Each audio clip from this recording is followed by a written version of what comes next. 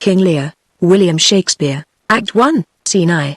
King Lear's palace, enter Kent, Gloucester, and Edmund, Kent. I thought the king had more affected the Duke of Albany than Cornwall, Gloucester. It did always seem so to us, but now, in their division of the kingdom, it appears not which of the dukes he values most, for equalities are so weighed, that curiosity in neither can make choice of either's moiety. Kent, is not this your son, my lord? Gloucester, his breeding, sir, hath been at my charge. I have so often blushed to acknowledge him, that now I am raised to it. Kent, I cannot conceive you, Gloucester, sir, this young fellow's mother could. Whereupon, she grew round-wombed, and had, indeed, sir, a son, for her cradle ere she had a husband for her bed. Do you smell a fault, Kent? I cannot wish the fault undone, the issue of it being so proper, Gloucester, but I have, sir, a son by order of law, some year elder than this, who yet is no dearer in my account.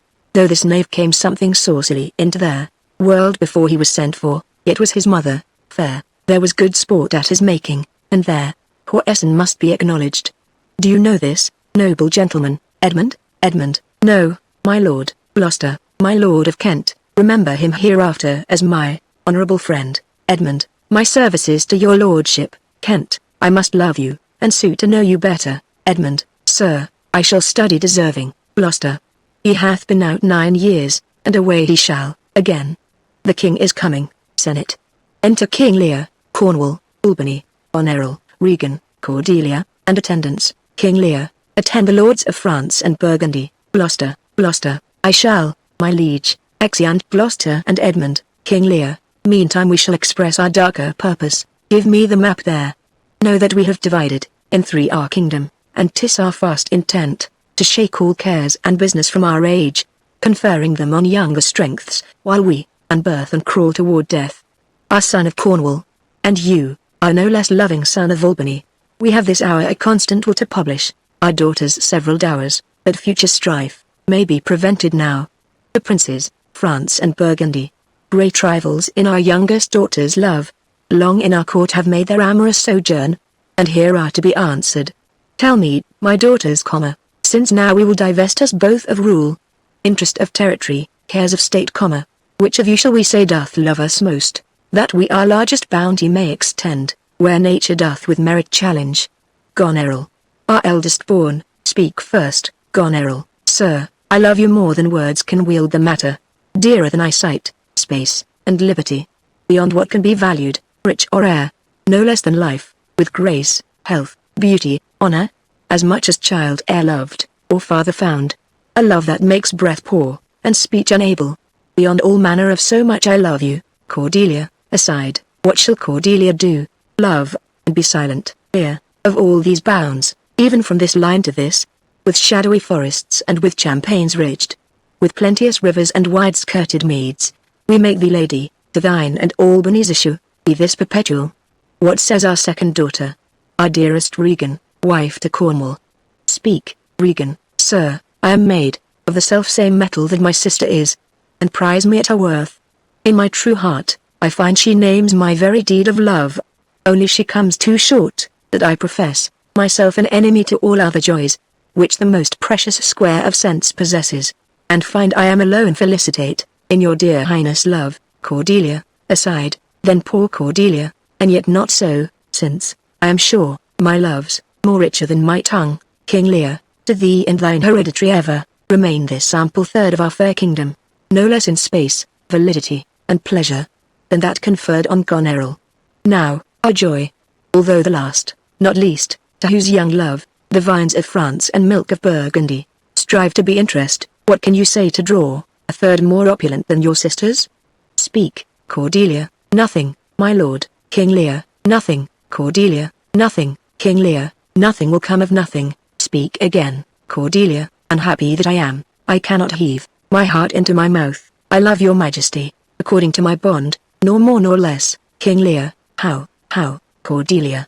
Mend your speech a little, lest it may mar your fortunes. Cordelia, good my lord, you have begot me, bred me, loved me, I return those duties back as a right fit, obey you, love you, and most honor you. Why have my sisters husbands, if they say they love you all?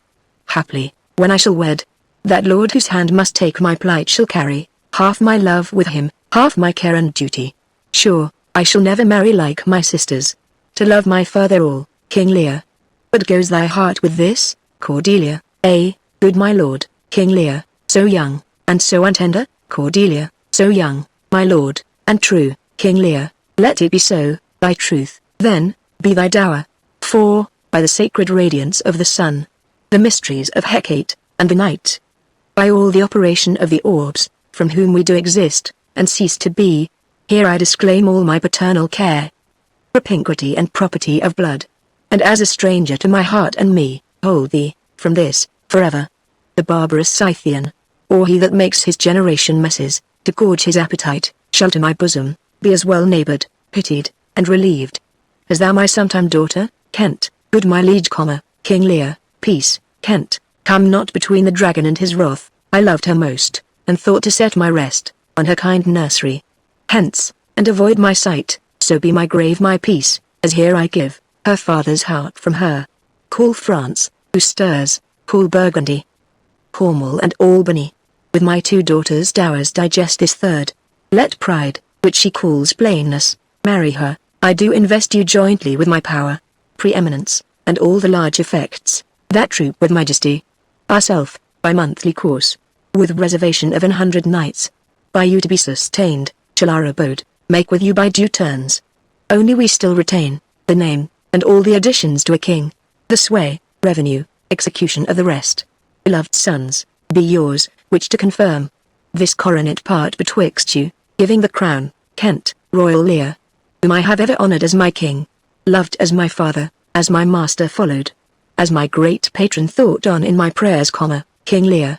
The bow is bent and drawn, make from the shaft, Kent, let it fall rather, though the fork invade the region of my heart, be Kent unmannerly. When Lear is mad, what wilt thou do, old man? Think'st thou that duty shall have dread to speak, when power to flattery bows, to plainness honours bound, when majesty stoops to folly? Reverse thy doom, and, in thy best consideration, check this hideous rashness, answer my life my judgment. Thy youngest daughter does not love thee least, nor are those empty-hearted whose low sound reverbs no hollowness. King Lear, Kent, on thy life, no more, Kent, my life I never held but as a pawn, to wage against thy enemies, nor fear to lose it, thy safety being the motive. King Lear, out of my sight, Kent, see better, Lear, and let me still remain the true blank of thine eye. King Lear, now, by Apollo, Kent, now, by Apollo, King, thou swear'st thy gods in vain. King Lear, oh, vassal, miscreant, laying his hand on his sword, Albany, Cornwall, dear sir, forbear. Kent, do kill thy physician, and the fee bestow upon thy foul disease. Revoke thy doom, or, whilst I can vent clamour from my throat, I'll tell thee thou dost evil. King Lear, hear me, recreant, on thine allegiance, hear me, since thou hast sought to make us break our vow, which we durst never yet, and with strained pride, to come between our sentence and our power, which nor our nature nor our place can bear. Our potency made good, take thy reward. 5 days we do allot thee, for provision, to shield thee from diseases of the world, and on the 6th to turn thy hated back upon our kingdom. If, on the 10th day following, thy banished trunk be found in our dominions, the moment is thy death. Away. By Jupiter, this shall not be revoked. Kent, fare thee well, King. Scythe, thus thou wilt appear. Freedom lives hence, and banishment is here. To Cordelia, the gods to their dear shelter take thee, maid, that justly think street, and hast most rightly said, to Regan and Goneril, and your large speeches may your deeds approve, that good effects may spring from words of love. Thus Kent, O princes, bids you all adieu. He'll shape his old course in a country new, exit, flourish. Re-enter Gloucester, with King of France, Burgundy, and attendants. Gloucester, here's France and Burgundy, my noble lord, King Lear, my lord of Burgundy, we first address towards you, who with this king, hath rivalled for our daughter. What, in the least, will you require in present dower with her, or cease your quest of love? Burgundy, most royal majesty, I crave no more than what your highness offered, nor will you tender less. King Lear, right noble Burgundy, when she was dear to us, we did hold her so, but now her price is full. Sir, there she stands, if aught within that little seeming substance or all of it, thy displeasure pleased. And nothing more, may fitly like your grace. She's there, and she is yours, Burgundy. I know no answer, King Lear, will you, for those infirmities she owes? Unfriended, new adopted to our hate, dowered with our curse, and strangered with our oath. Take her, or leave her, Burgundy. Pardon me, royal sir.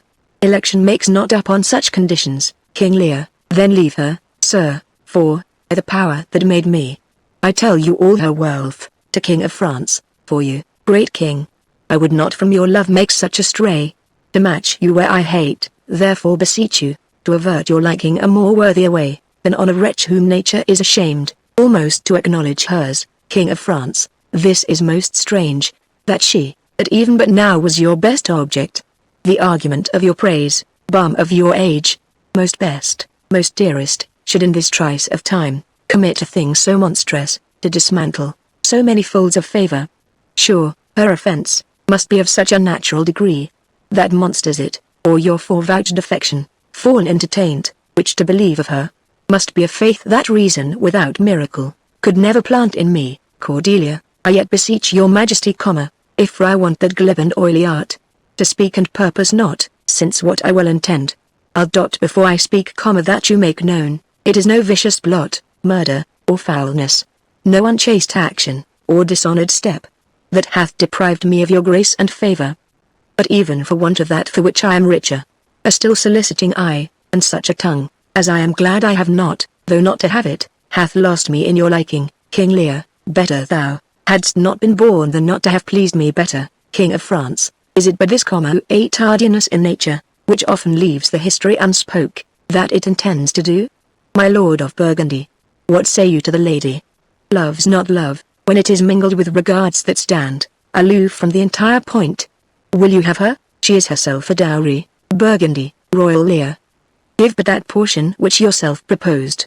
And here I take Cordelia by the hand.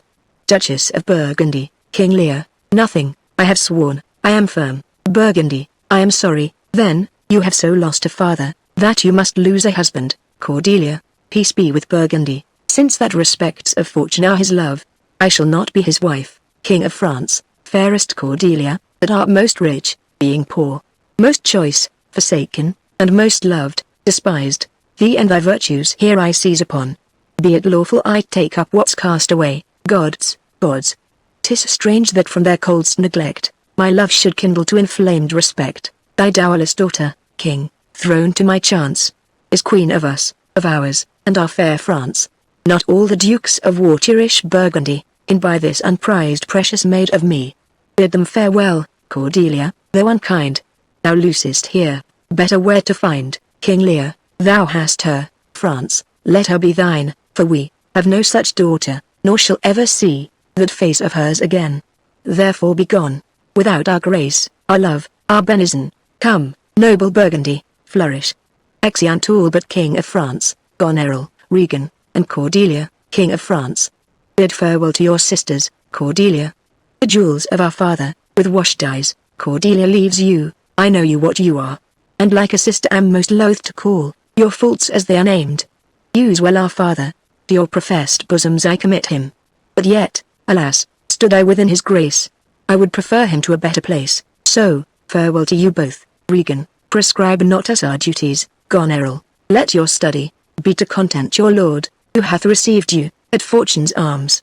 You have obedience scanted, and well are worth the want that you have wanted, Cordelia. Time shall unfold what plaited cunning hides. Who cover faults, at last shame them derides. Well may you prosper, King of France. Come, my fair Cordelia. Exeunt King of France and Cordelia. Goneril, sister, it is not a little I have to say of what most nearly appertains to us both. I think our father will hence tonight, Regan, that's most certain, and with you, next month with us, Goneril. You see how full of changes his age is. There, observation we have made of it hath not been little. He always loved our sister most, and, with what poor judgment he hath now cast her off, appears too grossly, Regan. 'Tis the infirmity of his age, yet he hath ever but slenderly known himself, Goneril. The best and soundest of his time hath been but rash. Then must we look to receive from his age, not alone the imperfections of long engraft condition, but with the unruly waywardness that infirm and choleric years bring with them, Regan, such unconstant starts are we like to have from him as this of Kent's banishment, Goneril. There is further compliment of leave-taking, between France and him. Pray you, let's hit, together, if our father carry authority with such dispositions as he bears, this last surrender of his will but defend us, Regan, we shall further think Count, Goneril, we must do something, and either heat, exeunt, Scene 2. The Earl of Gloucester's castle, enter Edmund, with a letter, Edmund, thou, nature, art my goddess, to thy law, my services are bound. Wherefore should I stand in the plague of custom, and permit the curiosity of nations to deprive me? For that I am some 12 or 14 moonshines, lag of a brother? Why bastard? Wherefore base, when my dimensions are as well compact, my mind as generous, and my shape as true, as honest madam's issue? Why brand they us with base? With baseness? Bastardy? Base, who, in the lusty stealth of nature, take more composition and fierce quality, than doth, within a dull, stale, tired bed, go to the creating a whole tribe of fops, got tween a sleep and wake? Well, then, legitimate Edgar, I must have your land. Our father's love is to the bastard Edmund, as to the legitimate, fine word, legitimate, well, my legitimate, if this letter speed, and my invention thrive, Edmund the base, shall top the legitimate. I grow, I prosper. Now, gods, stand up for bastards, enter Gloucester, Kent banished thus, and France in choler parted, and the king gone tonight. Subscribed his power, confined to exhibition. All this done, upon the gad. Edmund, how now? What news, Edmund, so please your lordship? None. Putting up the letter, Gloucester, why so earnestly seek you to put up that letter, Edmund? I know no news, my lord. Gloucester, what paper were you reading? Edmund, nothing, my lord. Gloucester, no? What needed, then, that terrible dispatch of it into your pocket? The quality of nothing hath not such need to hide itself. Let's see, come. If it be nothing, I shall not need spectacles. Edmund, I beseech you, sir, pardon me, it is a letter, from my brother, that I have not all or read. And for so much as I have perused, I find it not fit for your all looking. Gloucester, give me the letter, sir. Edmund, I shall offend, either to detain or give it. Their contents, as in part one understand them, are to blame. Gloucester, let's see. Edmund, I hope, for my brother's justification, he wrote this but as an essay or taste of my virtue. Gloucester, reads, this policy and reverence of age makes the world bitter to the best of our times, keeps our fortunes from us till our oldness cannot relish them. I begin to find an idle and fond bondage in the oppression of aged tyranny, who sways, not as it hath power, but as it is suffered. Come to me, that of this I may speak more. If our father would sleep till I waked him, you should halve his revenue forever, and live the beloved of your brother, Edgar, conspiracy ! Sleep till I waked him, you should enjoy half his revenue, my son Edgar. Had he a hand to write this? A heart and brain, to breed it in ? When came this to you? Who brought it, Edmund? It was not brought me, my lord, there's there cunning of it, I found it thrown in at their casement of my closet. Gloucester, you know the character to be your brother's, Edmund, if the matter were good, my lord, I durst swear it were his, but, in respect of that, I would fain think it were not. Gloucester, it is his, Edmund, it is his hand, my lord, but I hope his heart is not in the contents. Gloucester, hath he never heretofore sounded you in this business? Edmund, never, my lord, but I have heard him oft maintain it to be fit, that, sons at perfect age, and fathers declining, the further should be as ward to the son, and the son manage his revenue. Gloucester, O villain, his very opinion in their letter. Abhorred villain. Unnatural, detested, brutish villain. Worse than brutish. Go, sirrah. Seek him, I'll apprehend him, abominable villain. Where is he? Edmund, I do not well know, my lord. If it shall please you to suspend your indignation against my brother till you can derive from him better testimony of his intent, you shall run a certain course, where, if you violently proceed against him, mistaking his purpose, it would make a great gap in your own honor, and shake in pieces their heart of his obedience. I dare pawn down my life for him, that he hath wrote this to feel my affection to your honor, and to no further pretense of danger. Gloucester, think you so? Edmund, if your honor judge it meet, I will place you, where you shall hear us confer of this, and by an oracular assurance have your satisfaction, and, that without any further delay than this very evening, Gloucester, he cannot be such a monster, Edmund, nor is not, sure, Gloucester, for his father, that so tenderly and entirely, loves him. Heaven and earth. Edmund, seek him, out, wind me into him, I pray you, frame their business after your own wisdom. I would unstate, myself, to be in a due resolution, Edmund, I will seek him, sir, presently, convey the business as I shall find means and acquaint you with all, Gloucester, these late eclipses in the sun and moon portend no good to us, though the wisdom of nature can reason it thus and thus, yet nature finds itself scourged by the sequent effects, love cools, friendship falls off, brothers divide, in cities, mutinies, in countries, discord, in palaces, treason, and the bond cracked twixt son and father. This villain of mine comes under their prediction, their son against father, the king, falls from bias of nature. There's further against child.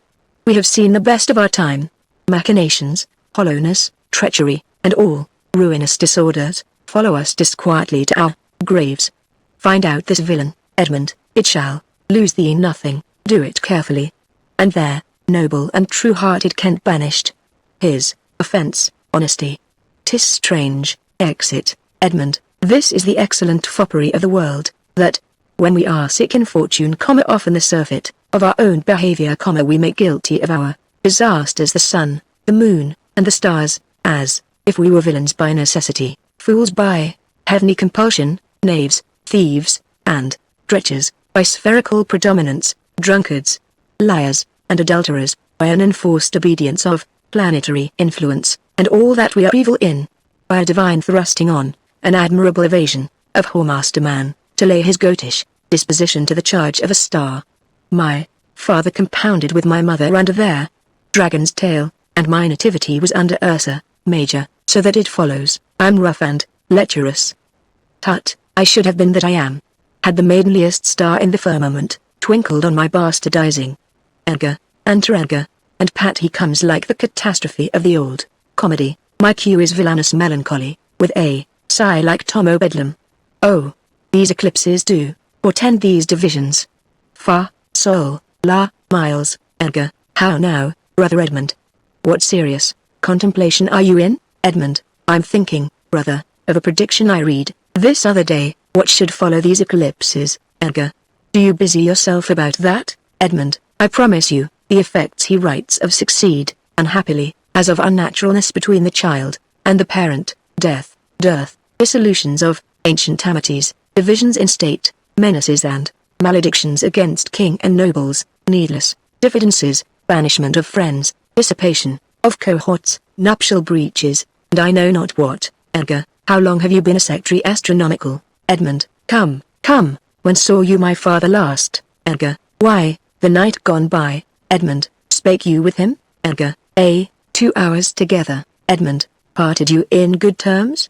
Found you no displeasure in him by word or countenance? Edgar, none at all. Edmund, bethink yourself wherein you may have offended him, and at my entreaty forbear his presence, till some little time hath qualified the heat of his displeasure, which at this instant so rageth in him, that with the mischief of your person it would scarcely allay. Edgar, some villain hath done me wrong. Edmund, that's my fear. I pray you, have a continent forbearance till the spite of his rage goes slower, and, as I say, retire with me to my lodging, from whence I will fitly bring you to hear my lord speak. Pray ye, go, there's my key. If you do stir abroad, go armed. Edgar, armed, brother. Edmund, brother, I advise you to the best, go armed. I am no honest man if there be any good meaning towards you. I have told you what I have seen and heard, but faintly, nothing like the image and horror of it. Pray you, away. Edgar, shall I hear from you anon? Edmund, I do serve you in this business. Exit Edgar, a credulous father, and a brother noble, whose nature is so far from doing harms, that he suspects none, on whose foolish honesty my practices ride easy. I see the business. Let me, if not by birth, have lands by wit. All with me's meet that I can fashion fit. Exit. Scene 3. The Duke of Albany's palace. Enter Goneril, and Oswald, her steward. Goneril, did my father strike my gentleman for chiding of his fool? Oswald, Yes, madame, Goneril. By day and night he wrongs me, every hour, he flashes into one gross crime or other. That sets us all at odds, I'll not endure it. His nights grow riotous, and himself upbraids us, on every trifle. When he returns from hunting, I will not speak with him, say I am sick. If you come slack of former services, you shall do well. The fault of it I'll answer, Oswald, he's coming. Madame, I hear him, horns within, Goneril, put on what weary negligence you please. You and your fellows, I'll have it come to question. If he dislike it, let him to our sister, whose mind and mine, I know, in that are one, not to be overruled. Idle old man, that still would manage those authorities, that he hath given away. Now, by my life, old fools are babes again, and must be used, with checks as flatteries, when they are seen abused. Remember what I tell you, Oswald. Well, madame, Goneril, and let his knights have colder looks among you. What grows of it, no matter, advise your fellows so. I would breed from hence occasions, and I shall. That I may speak, I'll write straight to my sister, to hold my very course. Prepare for dinner, exeunt, scene 4. A hall in the same, enter Kent, disguised, Kent, if but as well I other accents borrow, that can my speech diffuse, my good intent, may carry through itself to that full issue, for which I raise my likeness. Now, banished Kent, if thou canst serve where thou dost stand condemned, so may it come, thy master, whom thou lovest, shall find thee full of labours, horns within. Enter King Lear, knights, and attendants. King Lear, let me not stay a jot for dinner, go get it ready. Exit an attendant. How now? What art thou, Kent? A man, sir. King Lear, what dost thou profess? What wouldst thou with us, Kent? I do profess to be no less than I seem, to serve him truly that will put me in trust, to love him, that is honest, to converse with him that is wise, and says little, fear judgment, to fight when I cannot choose, and to eat no fish. King Lear, what art thou, Kent? A very honest-hearted fellow, and as poor as the king. King Lear, if thou be as poor for a subject as he is for a king, thou art poor enough.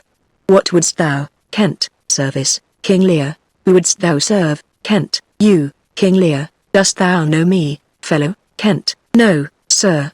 But you have that in your countenance, which I would fain call master. King Lear, what's that, Kent? Authority. King Lear, what services canst thou do, Kent? I can keep honest counsel, ride, run, mar a curious tale in telling it, and deliver a plain message, bluntly, that which ordinary men are fit for, I am qualified in, and the best of me is diligence. King Lear, how old art thou, Kent? Not so young, sir, to love a woman for singing, nor so old to dote on her for anything. I have years, on my back 48. King Lear, follow me, thou shalt serve me, if I like thee no worse after dinner. I will not part from thee yet. Dinner, dinner. Where's my knave? My fool, go you, and call my fool hither. Exit an attendant. Enter Oswald. You, sirrah, where's my daughter? Oswald, so please you, exit. King Lear, what says the fellow there? Call the clotpole back. Exit tonight. Where's my fool? Ho? I think the world's asleep. Re-enter knight. How now? Where's that mongrel? Knight, he says, my lord, your daughter is not well. King Lear, why came not the slave back to me when I called him? Knight, sir, he answered me in the roundest manner. He would not. King Lear, he would not. Knight, my lord, I know not what the matter is, but, to my judgment, your highness is not entertained with that ceremonious affection as you were wont. There's a great abatement of kindness appears as well in their general dependence as in the duke himself also. And your daughter? King Lear, how sayest thou so? Knight, I beseech you, pardon me, my lord, if I be mistaken, for my duty cannot be silent when I think your highness wronged. King Lear, thou but rememberest me of mine own conception. I have perceived a most faint neglect of late, which I have rather blamed as mine own jealous curiosity, than as a very pretence and purpose of unkindness. I will look further into't. But where's my fool?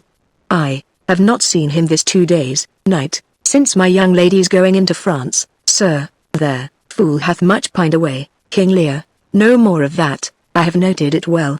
Go you, and tell my daughter I would speak with her. Exit an attendant. Go you, call hither my fool. Exit an attendant. Re-enter Oswald. Oh, you sir, you, come you hither. Sir, who am I? Sir, Oswald, my lady's father, King Lear, my lady's father. My lord's knave, your horse and dog. You slave.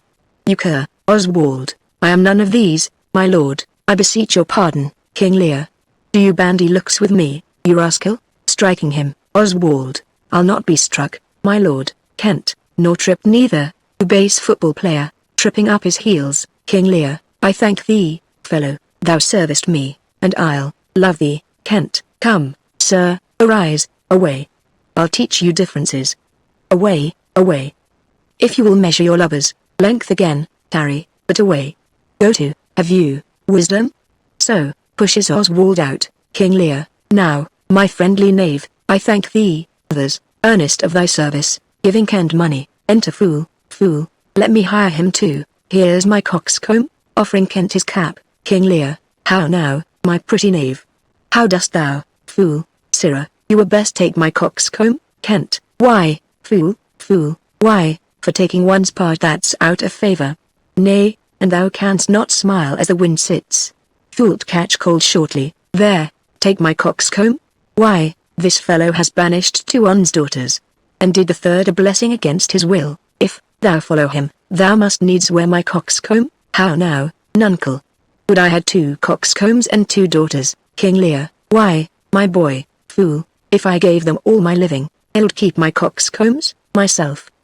There's mine, beg another of thy daughters, King Lear, take heed, sirrah, the whip, fool, truth's a dog must a kennel, he must be whipped, out, when Lady the Brook may stand by the fire and stink, King Lear, a pestilent gall to me, fool, sirrah, I'll teach thee a speech, King Lear, do, fool, mark it, nuncle, have more than thou showest, speak less than thou knowest, lend less than thou owest, ride more than thou goest, learn more than thou trowest, said less than thou throwest, leave thy drink and thy whore, and keep in a door, and thou shalt have more than 2 tens to a score, Kent, this is nothing, fool, fool, then 'tis like the breath of an unfeed lawyer, you gave me nothing for't. Can you make no use of nothing, nuncle, King Lear, why, no, boy, nothing can be made out of nothing, fool, to Kent, prithee, tell him, so much the rent of his land comes to, he will not believe a fool, King Lear, a bitter fool, fool, dost thou know the difference, my boy, between a bitter fool and a sweet fool, King Lear, no, lad, teach me, fool, that lord the counsel thee, to give away thy land, come place him here by me, do thou for him stand, the sweet and bitter fool, will presently appear, the one in motley here, the other found out there, King Lear, dost thou call me fool, boy, fool, all thy other titles thou hast given away, that thou wast born with, Kent, this is not altogether fool, my lord, fool, no, faith, lords and great men will not let me, if I had a monopoly out, they would have part own't, and ladies too, they will not let me have all fool, to myself, they'll be snatching. Give me an egg, nuncle, and I'll give thee 2 crowns, King Lear, what 2 crowns shall they be, fool, why, after I have cut the egg I the middle, and eat up the meat, the 2 crowns of the egg. When thou clovest thy crown I the middle, and gavest away both parts, thou borest thy ass on thy back or the dirt, thou hast little wit in thy bald crown, when thou gavest thy golden one away. If I speak like myself in this, let him be whipped that first finds it so, singing, fools had ne'er less wit in a year, the wise men are grown foppish, they know not how their wits to wear, their manners are so apish, King Lear, when were you wont to be so full of songs, sirrah, fool, I have used it, nuncle, ever since thou madest thy daughters thy mothers, for when thou gavest them the rod, and putst down thine own breeches, singing, then they for sudden joy did weep, and I for sorrow sung, that such a king should play bo-peep, and go the fools among, prithee, nuncle, keep a schoolmaster that can teach, thy fool to lie, I would fain learn to lie, King Lear, a new lie, sirrah, will have you whipped, fool, I marvel what kin thou and thy daughters are. They'll have me whipped for speaking true, fool't, have me whipped for lying, and sometimes I am whipped for holding my peace. I had rather be any kind o' thing than a fool, and yet I could not be thee, nuncle, thou hast pared thy wit o' both sides, and left nothing i' the middle, here comes one o' the pairings, enter Goneril, King Lear, how now, daughter? What makes that frontlet on? Methinks you are too much of late I the frown, fool, thou wast a pretty fellow when thou hadst no need to care for her frowning, Now thou art a no without hay. Figure, I'm better than thou art now. I am a fool. Thou art nothing, to Goneril. Yes, forsooth, I will hold my tongue, so your face bids me, though you say nothing. Mum, mum. He that keeps nor crust nor crumb, weary of all, shall want some, pointing to King Lear, that's a shield piece god, Goneril, not only, sir, this your all-licensed fool, but other of your insolent retinue, do hourly carp and quarrel, breaking forth, in rank and not to be endured riots. Sir, I had thought, by making this well known unto you, to have found a safe redress, but now grow fearful, by what yourself too late have spoken done, that you protect this course, and put it on, by your allowance, which if you should, default, would not scape censure, nor the redresses sleep, which, in the tender of a wholesome wheel, might in their working do you that offence, which else were shame, but their necessity, will call discreet proceeding, fool, for, you trow, nuncle, the hedge sparrow fed the cuckoo so long, that its headed head bit off by it young, so, out went the candle, and we were left darkling. King Lear, are you our daughter, Goneril? Come, sir, I would you would make use of that good wisdom, whereof I know you are fraught, and put away these dispositions, that of late transform you, from what you rightly are. Fool, may not an ass know when the cart draws the horse? Whoop, jug. I love thee, King Lear. Doth any here know me? This is not Lear. Doth Lear walk thus? Speak thus? Where are his eyes? Either his notion weakens, his discernings are lethargied waking? 'Tis not so. Who is it that can tell me who I am? Fool, Lear's shadow, King Lear. I would learn that, for, by their marks of sovereignty, knowledge, and reason, I should be false persuaded I had daughters. Fool, which they will make an obedient father. King Lear, your name, fair gentlewoman, Goneril. This admiration, sir, is much o' the savour of other your new pranks. I do beseech you, to understand my purposes aright. As you are old and reverend, you should be wise. Here do you keep 100 knights and squires, men so disordered, so debauched and bold, that this our court, infected with their manners, shows like a riotous sin, epicurism and lust, make it more like a tavern or a brothel, than a graced palace. The shame itself doth speak, for instant remedy, be then desired, by her, but else will take the thing she begs, a little to disquantity your train, and the remainder, it shall still depend, to be such men as may besort your age, and know themselves and you, King Lear, darkness and devils. Saddle my horses, call my train together. Degenerate bastard. I'll not trouble thee, yet have I left a daughter, Goneril. You strike my people, and your disordered rabble, make servants of their betters. Enter Albany, King Lear. Woe, that too late repents, to Albany. Oh, sir, are you come? Is it your will? Speak, sir. Prepare my horses. Ingratitude, thou marble-hearted fiend, more hideous when thou show'st thee in a child, than the sea monster. Albany, pray, sir, be patient. King Lear, to Goneril, detested kite. Thou list, my train are men of choice and rarest parts, that all particulars of duty know, and in the most exact regard support, the worships of their name. O most small fault, how ugly didst thou in Cordelia show, that, like an engine, wrenched my frame of nature, from the fixed place, drew from heart all love, and added to the gall. O Lear, Lear, Lear, beat at this gate, that let thy folly in, striking his head, and thy dear judgment out. Go, go, my people. Albany, my lord, I am guiltless, as I am ignorant, of what hath moved you. King Lear, it may be so, my lord. Here, nature, here, dear goddess, here, suspend thy purpose, if thou didst intend, to make this creature fruitful, into her womb convey sterility, dry up in her the organs of increase, and from her derogate body never spring, a babe to honor her. If she must teem, create a child of spleen, that it may live, and be athwart as knitted torment to her. Let it stamp wrinkles in her brow of youth, with cadent tears fret channels in her cheeks, turn all her mother's pains and benefits, to laughter and contempt, that she may feel, how sharper than a serpent's tooth it is, to have a thankless child. Away, away, exit, Albany. Now, gods that we adore, whereof comes this, Goneril? Never afflict yourself to know the cause, but let his disposition have that scope, that doter gives it. Re-enter King Lear. King Lear, what, 50 of my followers at a clap, within a fortnight. Albany, what's the matter, sir? King Lear, I'll tell thee. To Goneril, life and death. I am ashamed, that thou hast power to shake my manhood thus.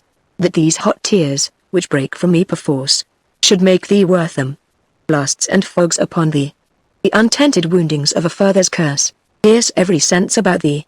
Old fond eyes, weep this cause again, I'll pluck ye out, and cast you, with the waters that you lose, to temper clay.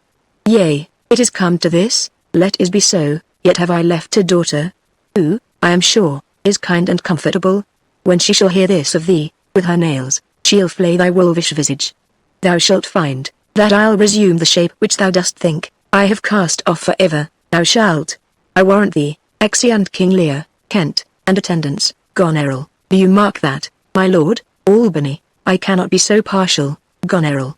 To the great love I bear you, Goneril, pray you, content. What, Oswald, oh, to the fool, you, sir, more nay than fool, after your master, fool, Nuncle Lear, tarry and take the fool, with thee, a fox, when one has caught her, and such a daughter, should sure to the slaughter, if my cap would buy a halter, so the fool follows after, exit, Goneril, this man hath had good counsel: 100 knights, 'tis politic and safe to let him keep, at point 100 knights, yes, that, on every dream, each buzz, each fancy, each complaint, dislike, he may enguard his dotage with their powers, and hold our lives in mercy. Oswald, I say, Albany, well, you may fear too far, Goneril, safer than trust too far. Let me still take away the harms I fear. Not fear still to be taken, I know his heart, what he hath uttered I have writ my sister, if she sustain him and his 100 knights, when I have showed the unfitness, re-enter Oswald. How now, Oswald, what, have you writ that letter to my sister, Oswald? Yes, madame, Goneril, take you some company, and away to horse. Inform her full of my particular fear, and thereto add such reasons of your own, as may compact it more. Get you gone, and hasten your return. Exit Oswald. No, no, my lord. This milky gentleness and course of yours, though I condemn not, yet, under pardon, you are much more asked for want of wisdom, than praised for harmful mildness. Albany, how far your eyes may pierce I cannot tell. Striving to better, oft we mar what's well. Goneril, nay, then, Albany, well, well. The event, exeunt, scene v. Court before the same, enter King Lear, Kent, and fool, King Lear, go you before to Gloucester with these letters, acquaint my daughter no further with anything you know than comes from her demand out of the letter. If your diligence be not speedy, I shall be there afore you. Kent, I will not sleep, my lord, till I have delivered your letter. Exit, fool, if a man's brains were in's heels, read not in danger of kipes. King Lear, boy, fool, then, I prithee, be merry, thy wit shall ne'er go slipshod. King Lear, ha, ha, ha, fool, shalt see thy other daughter will use thee kindly. For though she's as like this as a crab's like an apple, yet I can tell what I can tell. King Lear, why, what canst thou tell, my boy? Fool, she will taste as like this as a crab does to a crab. Thou canst tell why one's nose stands the middle on's face. King Lear, number, fool, why, to keep one's eyes of either side's nose, that, what a man cannot smell out, he may spy into. King Lear, I did her wrong. Fool, canst tell how an oyster makes his shell? King Lear, number, fool, nor I neither, but I can tell why a snail has a house. King Lear, why, fool, why, to put his head in, not to give it away to his daughters, and leave his horns without a case. King Lear, I will forget my nature. So kind a father. Be my horses ready, fool, thy asses are gone about the reason why their 7 stars are no more than 7 is a pretty reason. King Lear, because they are not 8, fool. Yes, indeed, thou wouldst make a good fool, King Lear, to take tea again perforce. Monster ingratitude, fool, if thou wert my fool, nuncle, I'ld have thee beaten, for being old before thy time. King Lear, how's that, fool, thou shouldst not have been old till thou hadst been wise. King Lear, oh, let me not be mad, not mad, sweet heaven, keep me in temper, I would not be mad. And to gentlemen, how now? Are the horses ready? Gentlemen, ready, my lord. King Lear, come, boy, fool, she that's a maid now, and laughs at my departure, shall not be a maid long, unless things be cut shorter. Exeunt, Act 2, Scene I. Gloucester's castle, enter Edmund, and Curan meets him. Edmund, save thee, Curan, Curan, and you, sir. I have been with your father, and given him notice that the Duke of Cornwall and Regan, his Duchess, will be here with him this night. Edmund, how comes that, Curan? Nay, I know not. You have heard of the news abroad? I mean the whispered ones, for they are yet but ear-kissing arguments. Edmund, not I pray you. What are they, Curan? Have you heard of no likely wars toward, twixt the Dukes of Cornwall and Albany? Edmund, not a word, Curan. You may do, then, in time. Fare you well, sir. Exit. Edmund. The Duke be here tonight? The better. Best. This weaves itself perforce into my business. My father hath set guard to take my brother. And I have one thing, the queasy question, which I must tact. Briefness and fortune, work, brother, a word.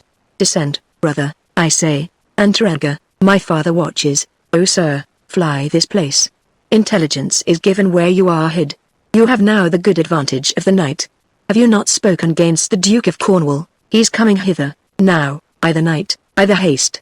And Regan with him, have you nothing said, upon his part against the Duke of Albany? Advise yourself, Edgar, I am sure owned, not a word. Edmund, I hear my father coming, pardon me. In cunning I must draw my sword upon you. Draw, seem to defend yourself, now quit you well, yield, come before my father. Light, here, fly, brother. Torches, torches. So, farewell, exit Edgar, some blood drawn on me would beget opinion. Wounds his arm, of my more fierce endeavour, I have seen drunkards, do more than this in sport. Father, stop, stop. No help, enter Gloucester, and servants with torches. Gloucester, now, Edmund, where's the villain? Edmund, here stood he in the dark, his sharp sword out, mumbling of wicked charms, conjuring the moon, to stand auspicious mistress, Gloucester, but where is he? Edmund. Look, sir, I bleed. Gloucester, where is the villain? Edmund, fled this way, sir. When by no means he could, Gloucester, pursue him, ho.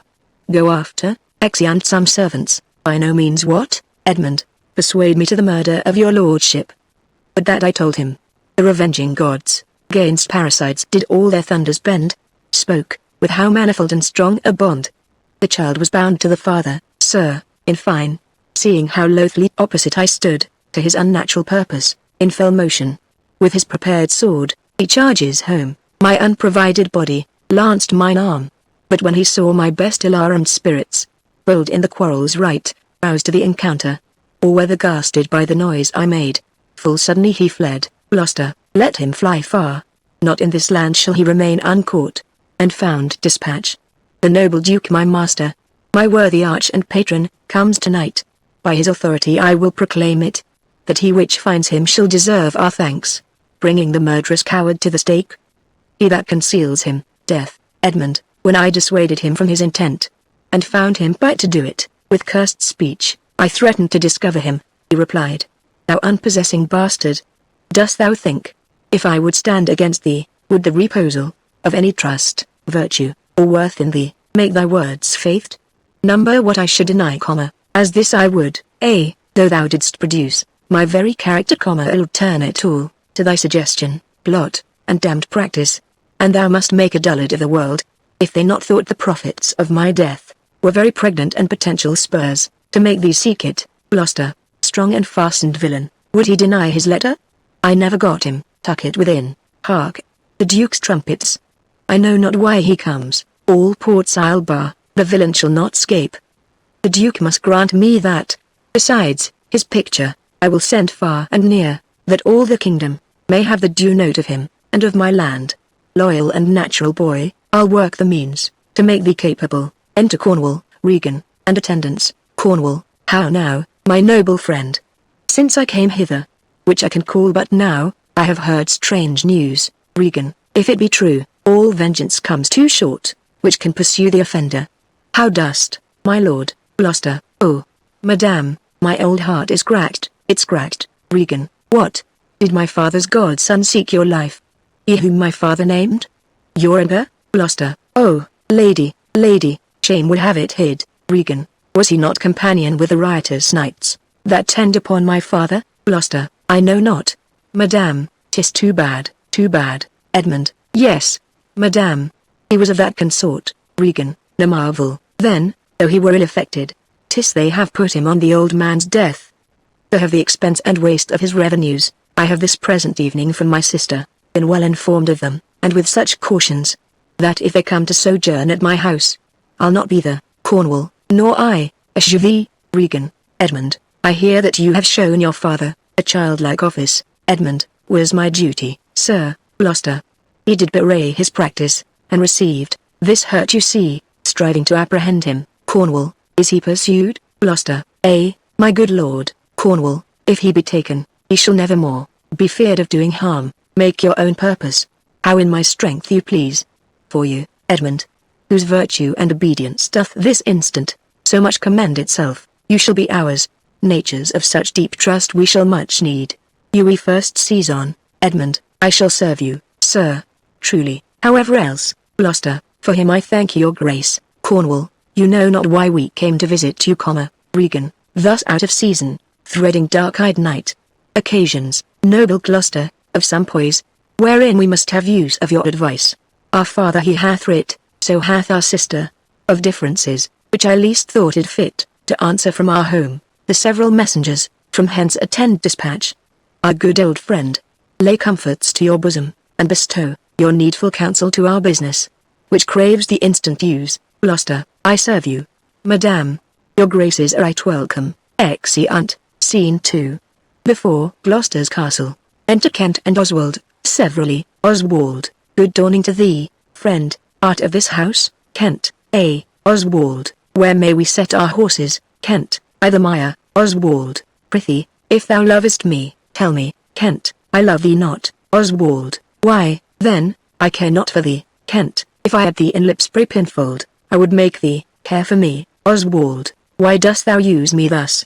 I know thee not. Kent. Fellow, I know thee. Oswald, what dost thou know me for? Kent. A knave, a rascal, an eater of broken meats, a base, proud, shallow, beggarly, three-suited, £100, filthy, worsted-stocking knave, a lily-livered, action-taking knave, a whoreson, glass-gazing, superserviceable finical rogue, one trunk inheriting slave, one that wouldst be a bawd, in way of good service, and art nothing but the composition of a knave, beggar, coward, pander, and the son and heir of a mongrel bitch, one whom I will beat into clamorous whining, if thou deniest the least syllable of thy addition. Oswald, why, what a monstrous fellow art thou, thus to rail on one that is neither known of thee nor knows thee. Kent, what a brazen-faced varlet art thou, to deny thou knowest me. Is it 2 days ago since I tripped up thy heels, and beat thee before the king? Draw, you rogue, for, though it be night, yet the moon shines. I'll make a sop o' the moonshine of you. Draw, you whoreson cullion knee barbermonger. Draw, drawing his sword. Oswald, away. I have nothing to do with thee. Kent, draw, you rascal. You come with letters against the king, and take Vanity the puppet's part against the royalty of her father. Draw, you rogue, or I'll so carbonado your shanks. Draw, you rascal, come your ways. Oswald, help, ho. Murder. Help, Kent, strike, you slave. Stand, rogue, stand, you neat, slave, strike, beating him. Oswald, help, ho. Murder. Murder. Enter Edmund, with his rapier drawn. Cornwall, Regan, Gloucester, and servants. Edmund, how now? What's the matter? Kent, with you, goodman boy, and you please, come, I'll flesh ye. Come on, young master. Gloucester, weapons. Arms. What est the matter here? Cornwall, keep peace, upon your lives. He dies that strikes again. What is the matter? Regan, the messengers from our sister and the king. Cornwall, what is your difference? Speak. Oswald, I am scarce in breath, my lord. Kent, no marvel, you have so bestirred your valor. You, cowardly rascal, nature disclaims in thee, a tailor made thee. Cornwall, thou art a strange fellow. A tailor make a man? Kent, a tailor, sir, a stonecutter or painter could not have made him so ill, though he had been but 2 hours at the trade. Cornwall, speak yet, how grew your quarrel? Oswald, this ancient ruffian, sir, whose life I have spared, at suit of his grey beard, Kent, thou whoreson zed. Thou unnecessary letter. My lord, if you will give me leave, I will tread this unbolted villain into mortar, and daub the wall of a jakes with him. spare my grey beard, you wagtail, Cornwall, peace, sirrah, you beastly knave, know you no reverence, Kent, yes, sir. But anger hath the privilege, Cornwall, why art thou angry, Kent, that such a slave as this should wear a sword, who wears no honesty? Such smiling rogues as these, like rats, oft bite the holy cords a twain, which are to entrance to unloose, smooth every passion, that in the natures of their lords rebel. Bring oil to fire, snow to their colder moods, renege, affirm, and turn their halcyon beaks, with every gale and vary of their masters, knowing naught, like dogs, but following, a plague upon your epileptic visage, smile you my speeches, as I were a fool, goose, if I had you upon Sarum plain. I'll drive ye cackling home to Camelot, Cornwall, why, art thou mad, old fellow, Gloucester, how fell you out? Say that, Kent, no contraries hold more antipathy, than I and such a knave, Cornwall, why dost thou call him a knave? What's his offence, Kent? His countenance likes me not, Cornwall, no more. Perchance, does mine, nor his, nor hers, Kent, sir, 'tis my occupation to be plain. I have seen better faces in my time, than stands on any shoulder that I see, before me at this instant, Cornwall. This is some fellow, who, having been praised for bluntness, doth affect a saucy roughness, and constrains the garb, quite from his nature. He cannot flatter, he, an honest mind and plain, he must speak truth, and they will take it, so, if not, he's plain. These kind of knaves I know, which in this plainness, harbour more craft and more corrupter ends, than 20 silly ducking observants, that stretch their duties nicely, Kent, sir, in good sooth, in sincere verity, under the allowance of your great aspect, whose influence, like the wreath of radiant fire, on flickering Phoebus front, Cornwall, what mean'st by this, Kent, to go out of my dialect, which you discommend so much? I know, sir, I am no flatterer. He that beguiled you in a plain accent was a plain knave, which for my part, I will not be, though I should win your displeasure, to entreat me to tea, Cornwall. What was the offence you gave him, Oswald? I never gave him any. It pleased the king his master very late, to strike at me, upon his misconstruction, when he, conjunct and flattering his displeasure, tripped me behind, being down, insulted, railed, and put upon him such a deal of man, that worthied him, got praises of the king, for him attempting who was self-subdued, and, in the fleshment of this dread exploit, drew on me here again, Kent, none of these rogues and cowards. But Ajax is their fool, Cornwall, fetch forth the stocks, you stubborn ancient knave, you reverend braggart. Will teach you, Kent, sir, I am too old to learn.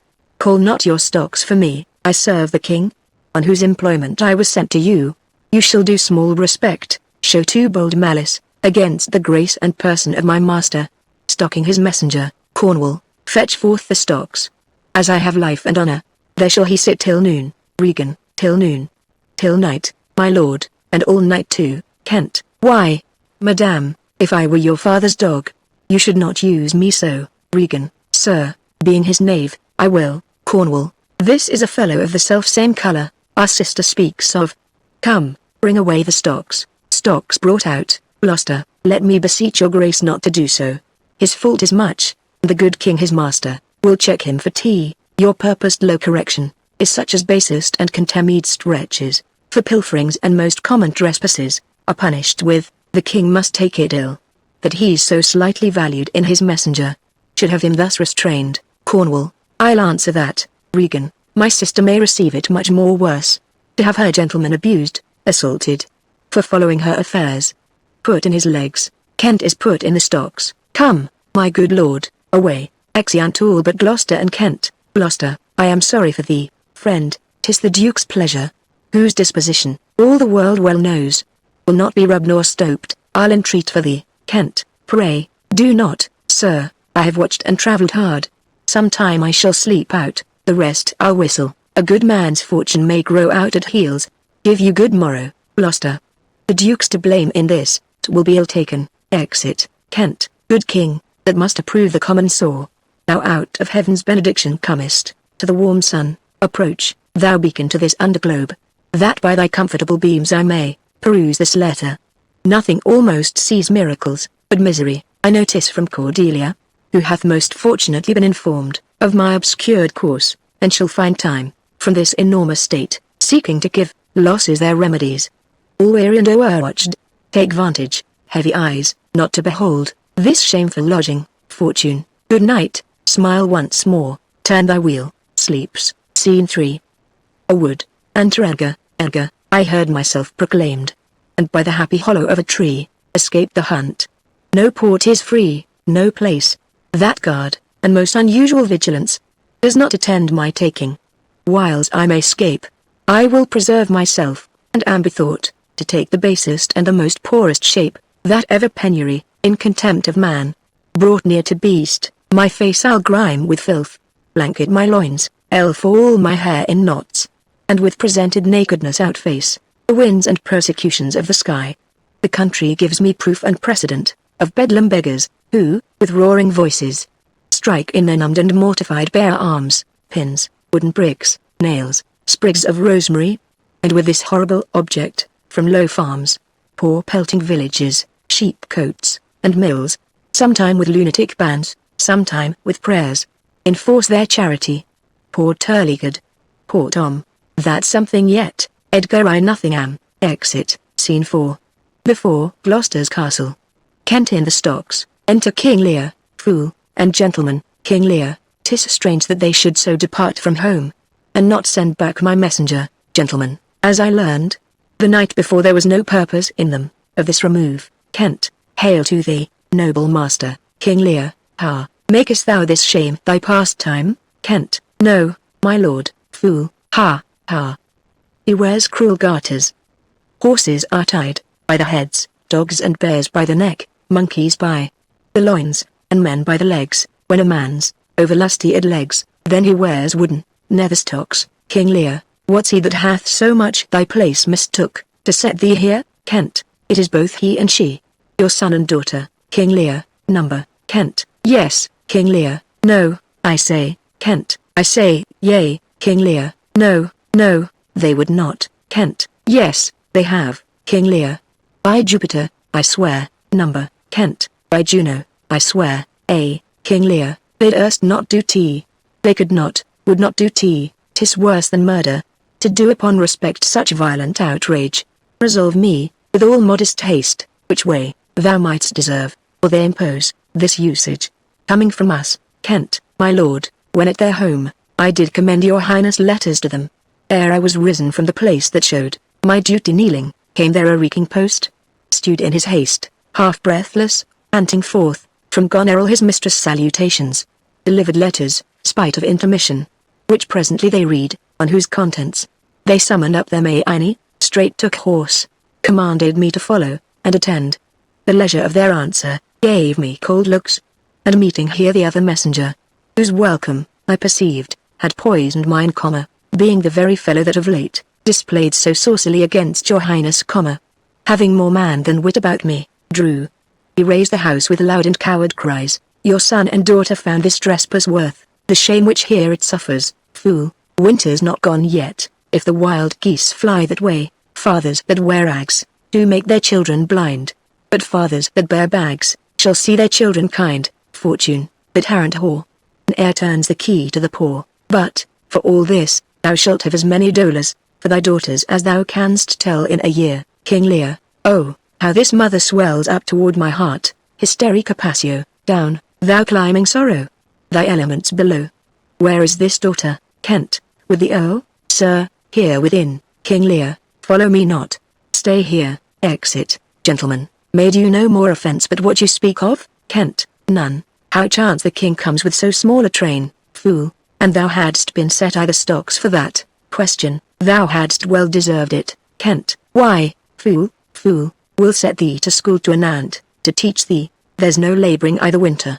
All that follow, their noses are led by their eyes but blind men, and, there's not a nose among 20 but can smell him, that's stinking.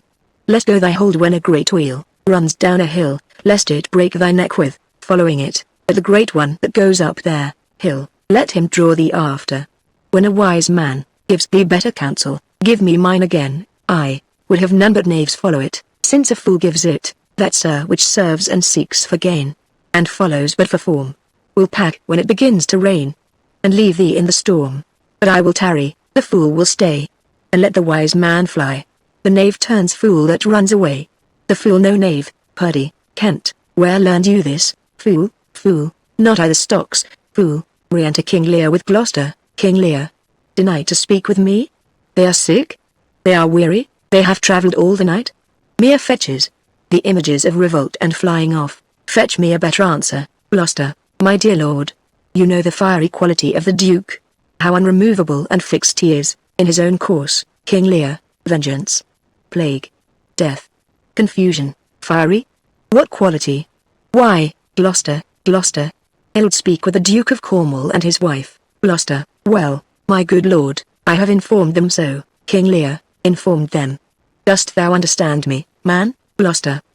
My good lord, King Lear, the king would speak with Cornwall, the dear father, would with his daughter speak, demands her service. Are they informed of this?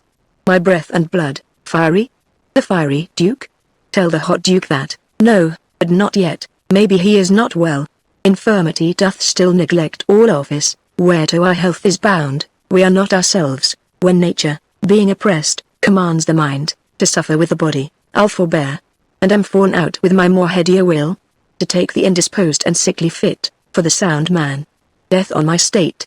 Wherefore, looking on Kent, should he sit here? This act persuades me, that this remotion of the Duke and her, is practice only. Give me my servant forth, go tell the Duke and his wife he'll speak with them. Now, presently, bid them come forth and hear me. Or at their chamber door I'll beat the drum, till it cry sleep to death, Gloucester. I would have all well betwixt you. Exit, King Lear, O me, my heart, my rising heart.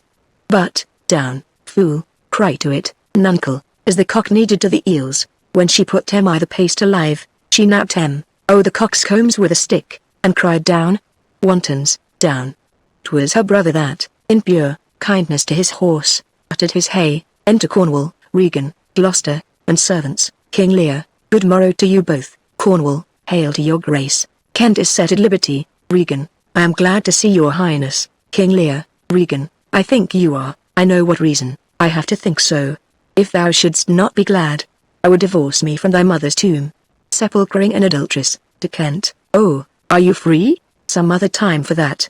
Beloved Regan, thy sister's naught, O Regan, she hath tied, sharp-toothed unkindness, like a vulture, here, points to his heart. I can scarce speak to thee, thou'lt not believe, with how depraved the quality. O Regan, Regan, I pray you, sir, take patience, I have hope, you less know how to value her desert, than she to scant her duty. King Lear, say, how is that, Regan? I cannot think my sister in the least, would fail her obligation, if, sir, perchance, she have restrained the rights of your followers.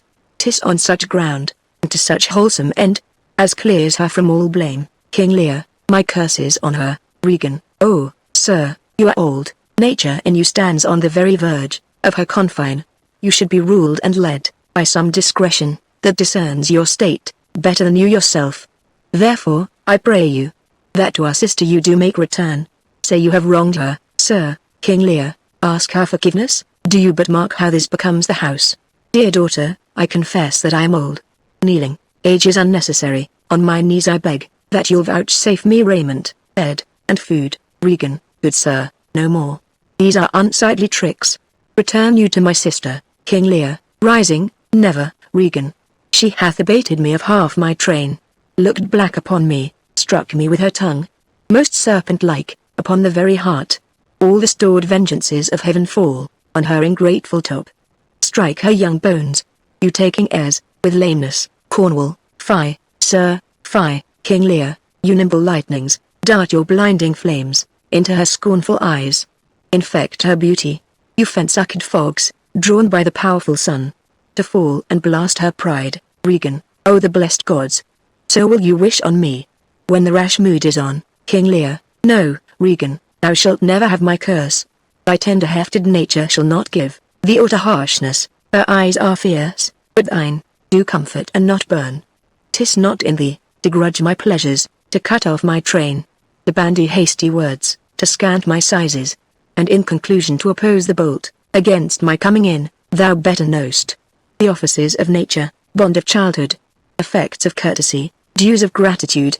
Thy half o' the kingdom hast thou not forgot, wherein I thee endowed. Regan, good sir, To the purpose, King Lear, who put my man i' the stocks, tuck it within. Cornwall, what trumpet's that? Regan, I note, my sisters, this approves her letter, that she would soon be here. Enter Oswald. Is your lady come? King Lear, this is a slave, whose easy borrowed pride dwells in the fickle grace of her he follows. Out, varlet, from my sight. Cornwall, what means your grace? King Lear, who stocked my servant? Regan, I have good hope, thou didst not know. Own't. Who comes here? O heavens!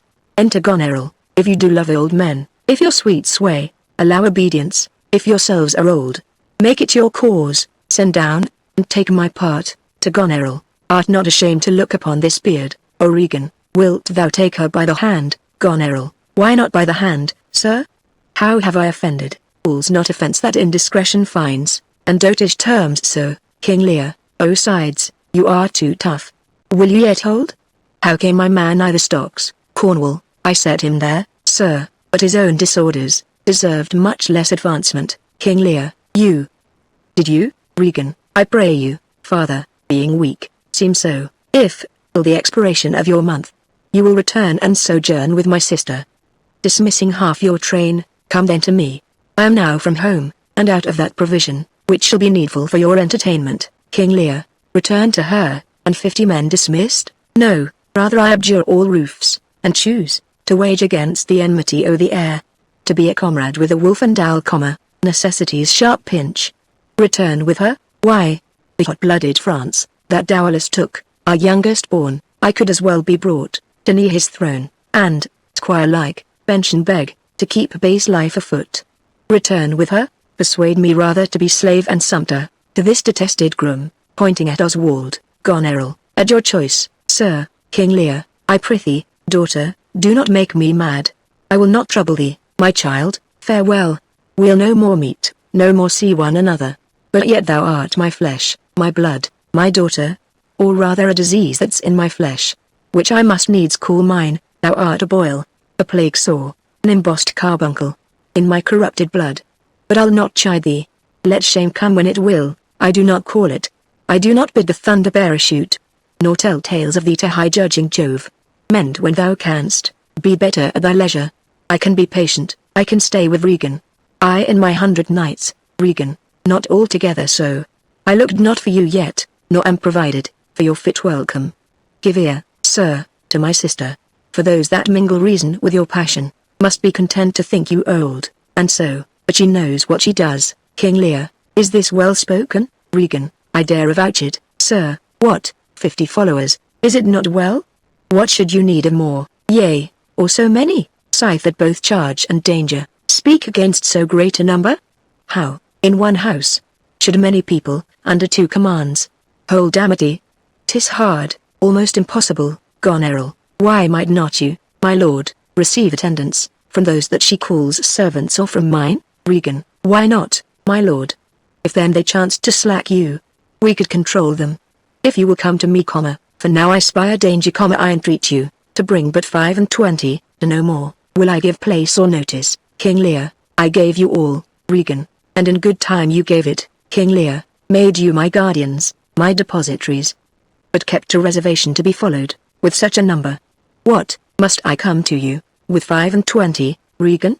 Said you so, Regan, and speaked again, my lord, no more with me. King Lear, those wicked creatures yet do look well favoured, when others are more wicked, not being the worst, stands in some rank of praise. To Goneril, I'll go with thee, thy 50 yet doth double 25, and thou art twice her love. Goneril, hear me, my lord, what need you 25, 10, or 5, to follow in a house where twice so many have a command to tend you? Regan, what need one? King Lear, oh, reason not the need, our basest beggars are in the poorest thing superfluous. Allow not nature more than nature needs. Man's life's as cheap as beasts. Thou art a lady, if only to go warm or gorgeous. Why, nature needs not what thou gorgeous wear street, which scarcely keeps thee warm. But, for true need, you heavens, give me that patience, patience I need. You see me here, you gods, a poor old man, as full of grief as age, wretched in both. If it be you that stir these daughters' hearts against their father, feel me not so much, to bear it tamely, touch me with noble anger, and let not women's weapons, water drops, stain my man's cheeks. No, you unnatural hags. I will have such revenges on you both, that all the world shall I will do such things, what they are, yet I know not, but they shall be the terrors of the earth. You think I'll weep? No, I'll not weep. I have full cause of weeping, but this heart shall break into 100,000 flaws, or ere I'll weep.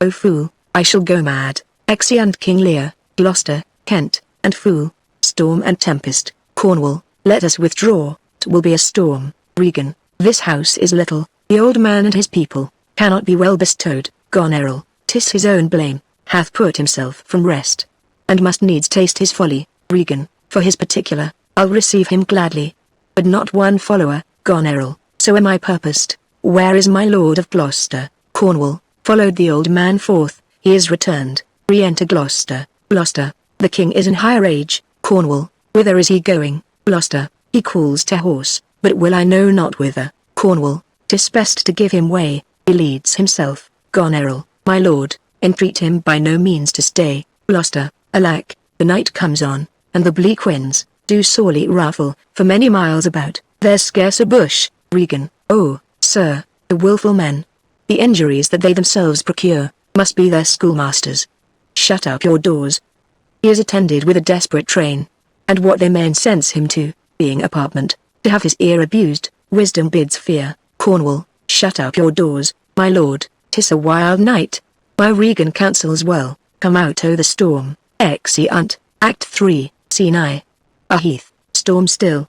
Enter Kent and a gentleman, meeting. Kent, who's there, besides foul weather? Gentleman, one-minded like the weather, most unquietly. Kent, I know you. Where's the king? Gentleman, contending with the fretful element. Bids the winds blow the earth into the sea, or swell the curled water below the main, that things might change or cease. There's his white hair, which the impetuous blasts, with eyeless rage, catch in their fury, and make nothing of.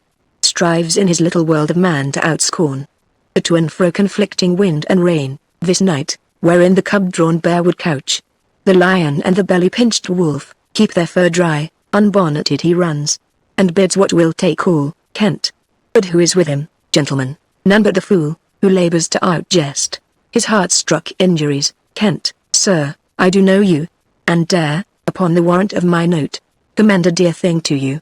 There is division, although as yet the face of it be covered with mutual cunning, twixt Albany and Cornwall, who have as who have not, at their great stars, throned and set high question-mark servants, who seem no less, which are to France the spies and speculations, intelligent of our state, what hath been seen, either in snuffs and packings of the dukes, or the hard reign which both of them have borne, against the old kind king, or something deeper, whereof perchance these are but furnishings. But, true it is, from France there comes a power, into this scattered kingdom, already, wise in our negligence, have secret feet, in some of our best ports, and are at point, to show their open banner. Now to you, if on my credit you dare build so far, to make your speed to Dover, you shall find some that will thank you, making just report, of how unnatural and bemarding sorrow, the king hath cause to plain. I am a gentleman of blood and breeding, and, from some knowledge and assurance, offer this office to you. Gentlemen, I will talk further with you. Kent, no, do not, for confirmation that I am much more than my outwall. Open this purse, and take what it contains. If you shall see Cordelia, as fear not but you shall show her this ring, and she will tell you who your fellow is, that yet you do not know. Fie on this storm, I will go seek the king. Gentlemen, give me your hand. Have you no more to say? Kent, few words, but, to effect, more than all yet, that, when we have found the king, in which your pain, that way, are this, he that first lights on him, Holly the other. Exeunt severally. Scene 2. Another part of the heath. Storm still. Enter King Lear and fool. King Lear, blow, winds, and crack your cheeks. Rage. Blow, you cataracts and hurricanes. Spout, till you have drenched our steeples, drowned the cocks, you sulphurous and thought-executing fires. Vaunt couriers to oak-cleaving thunderbolts. Singe my white head. And thou, all-shaking thunder, smite flat the thick rotundity o' the world, crack nature's moulds, and Germans spill at once.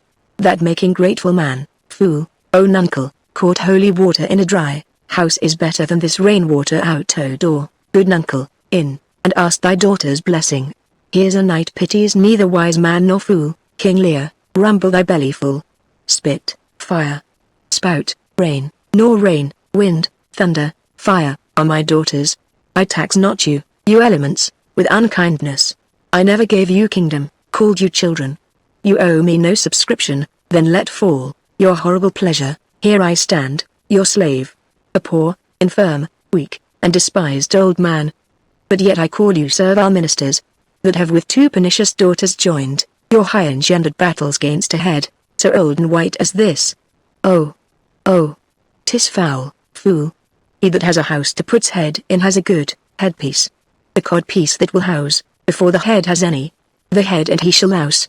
So beggars marry many. The man that makes his toe, what he his heart should make, shall of a corn cry woe, and turn his sleep to wake, for there was never yet fair woman but she made mouths in a glass. King Lear, no, I will be the pattern of all patience. I will say nothing. Enter Kent. Kent, who's there? Fool, marry, here's grace and a codpiece, that's a wise man and a fool. Kent, alas, sir, are you here? Things that love night, love not such nights as these. The wrathful skies, gallow the very wanderers of the dark, and make them keep their caves, since I was man. Such sheets of fire, such bursts of horrid thunder, such groans of roaring wind and rain, I never remember to have heard. Man's nature cannot carry the affliction nor the fear. King Lear, let the great gods, that keep this dreadful pother o'er our heads, find out their enemies now. Tremble, thou wretch, that hast within thee undivulged crimes, unwhipped of justice, hide thee, thou bloody hand, thou perjured, and thou similar man of virtue, that art incestuous, caitiff, to pieces shake, that undercovered and convenient seeming, hast practised on man's life, close pent-up guilts. Rive your concealing continence, and cry, these dreadful summoners grace. I am a man, more sinned against than sinning. Kent, alack, bare-headed, gracious my lord, hard by here is a hovel. Some friendship will it lend you gainst the tempest. Repose you there, while I to this hard house, more harder than the stones whereof 'tis raised, which even but now, demanding after you, denied me to come in return, and force their scanted courtesy. King Lear, my wits begin to turn. Come on, my boy, how dost, my boy? Art cold? I am cold myself. Where is this straw, my fellow? The art of our necessities is strange, that can make vile things precious. Come, your hovel, poor fool and knave, I have one part in my heart, that's sorry yet for thee, fool, singing. He that hasn't a little tiny wit, with hay, haw, the wind and the rain, must make content with his fortunes fit. For the rain it raineth every day. King Lear, true, my good boy. Come, bring us to this hovel. Exeunt King Lear and Kent. Fool, this is a brave night to cool a courtesan. I'll speak a prophecy ere I go. When priests are more in word than matter, when brewers mar their malt with water, when nobles are their tailors' tutors, no heretics spurned, but wenches suitors, when every case in law is right, no squire in debt, or no poor knight, when slanders do not live in tongues, nor cut purses come not to throngs, when usurers tell their gold i' the field, and bawds and whores do churches build, then shall the realm of Albion come to great confusion. Then comes the time, who lives to set, that going shall be used with feet. This prophecy Merlin shall make, for I live before his time. Exit, Scene 3. Gloucester's Castle. Enter Gloucester and Edmund. Gloucester, alack, alack, Edmund, I like not this unnatural dealing. When I desire their leave that I might pity him, they took from me the use of mine own house, charged me, on pain of their perpetual displeasure, neither to speak of him, entreat for him, nor any way sustain him. Edmund, most savage and unnatural. Gloucester, go to, say you nothing. There's a division betwixt the dukes, and a worse matter than that. I have received a letter this night, 'tis dangerous to be spoken. I have locked the letter in my closet. These injuries the king now bears will be revenged. Home, there's part of a power already footed, we must incline to the king. I will seek him, and privily relieve him. Go you and maintain talk with the duke, that my charity be not of him perceived. If he ask for me, I am ill, and gone to bed, though I die for it, as no less is threatened me. The king my old master must be relieved. There is some strange thing toward. Edmund, pray you, be careful. Exit. Edmund, this courtesy, forbid thee, shall the duke instantly know, and of that letter too. This seems a fair deserving. and must draw me, that which my father loses, no less than all. The younger rises when the old doth fall. Exit, Scene 4. The Heath. Before a hovel, enter King Lear, Kent, and Fool, Kent. Here is the place, my lord, good my lord, enter. The tyranny of the open night's too rough, for nature to endure, storm still, King Lear, let me alone, Kent, good my lord, enter here, King Lear, wilt break my heart, Kent, I had rather break mine own. Good my lord, enter, King Lear, thou think'st 'tis much that this contentious storm invades us to the skin, so 'tis to thee. But where the greater malady is fixed, the lesser is scarce felt. Fool'st shun a bear, but if thy flight lay toward the raging sea, fool'st meet the bear i' the mouth. When there, mind's free, the body's delicate, the tempest in my mind doth from my senses take all feeling else, save what beats there. Filial ingratitude, is it not as this mouth should tear this hand, for lifting food. But I will punish home. No, I will weep no more. In such a night, to shut me out. Pour on, I will endure, in such a night as this. Oregon, Goneril, your old kind father, whose frank heart gave all, oh, that way madness lies, let me shun that. No more of that, Kent, good my lord, enter here, King Lear, prithee, go in thyself, seek thine own ease. This tempest will not give me leave to ponder on things would hurt me more. But I'll go in, to the Fool, in, boy, go first. You houseless poverty, nay, get thee in. I'll pray, and then I'll sleep. Fool goes in, poor naked wretches, wheresoe'er you are, that bide the pelting of this pitiless storm. How shall your houseless heads and unfed sides, your looped and windowed raggedness, defend you from seasons such as these? Oh, I have ta'en too little care of this. Take physic, pomp. Expose thyself to feel what wretches feel, that thou mayst shake the superflux to them, and show the heavens more just. Edgar, within, fathom and half, fathom and half. Poor Tom, the fool runs out from the hovel. Fool, come not in here, nuncle, here's a spirit, help me, Kent, give me thy hand. Who's there, fool? A spirit, a spirit. He says his name's poor Tom. Kent, what art thou that dost grumble there i' the straw? Come forth, enter Edgar disguised as a madman. Edgar, away. The foul fiend follows me, through the sharp hawthorn blows the cold wind. Go to thy cold bed, and warm thee, King Lear. Hast thou given all to thy 2 daughters, and art thou come to this, Edgar, who gives anything to poor Tom, whom the foul fiend hath led through fire and through flame, and through ford and whirlpool bog and quagmire, that hath laid knives under his pillow, and halters in his pew, set ratspan by his porridge, made film, proud of heart, to ride on a bay-trotting horse over 4-inched bridges, to course his own shadow for a traitor. Bless thy 5 wits. Tom's a cold, oh, do-da. Bless thee from whirlwinds, star blasting, and taking. To poor Tom some charity, whom the foul fiend vexes, the could I have him now, and there again, and there, storm still, King Lear, what, have his daughters brought him to this pass? Couldst thou save nothing? Didst thou give them all, fool? Nay, he reserved a blanket, else we had been all shamed, King Lear. Now, all the plagues that in the pendulous air hang fated or men's faults light on thy daughters, Kent. He hath no daughters, sir, King Lear, death, traitor. Nothing could have subdued nature to such a lowness but his unkind daughters. Is it the fashion, the discarded fathers should have thus little mercy on their flesh? Judicious punishment. 'Twas this flesh begot those pelican daughters, Edgar, pillicock set on Pillicock Hill. Ulu, fool, this cold night will turn us all to fools and madmen. Edgar, take heed o' the foul fiend, obey thy parents, keep thy word justly, swear not, commit not with man's sworn spouse, set not thy sweetheart on proud, array. Tom's a cold, King Lear, what hast thou been, Edgar? A serving man, proud in heart and mind, that curled my hair, wore gloves in my cap, served the lust of my mistress' heart, and did the act of darkness with her, swore as many oaths as I spake words, and broke them in the sweet face of heaven, one that slept in the contriving of lust, and waked to do it. Why in love die deeply, dice dearly, and in woman, out-pyramid the Turk, false of heart, light of ear, bloody of hand, hog in sloth, fox in stealth, wolf in greediness, dog in madness, lion in prey. Let not the creaking of shoes nor the rustling of Silks betray thy poor heart, a woman. Keep thy foot out of brothels, thy hand out of plackets, thy pen from lenders' books, and defy the foul fiend. Still through the hawthorn blows the cold wind. Says some, Mun, ha, no, nonni, Dolphin my boy, says Sir. Let him trot by, storm still, King Lear, why, thou wert better in thy grave than to answer, with thy uncovered body this extremity of the skies. Is man no more than this? Consider him well.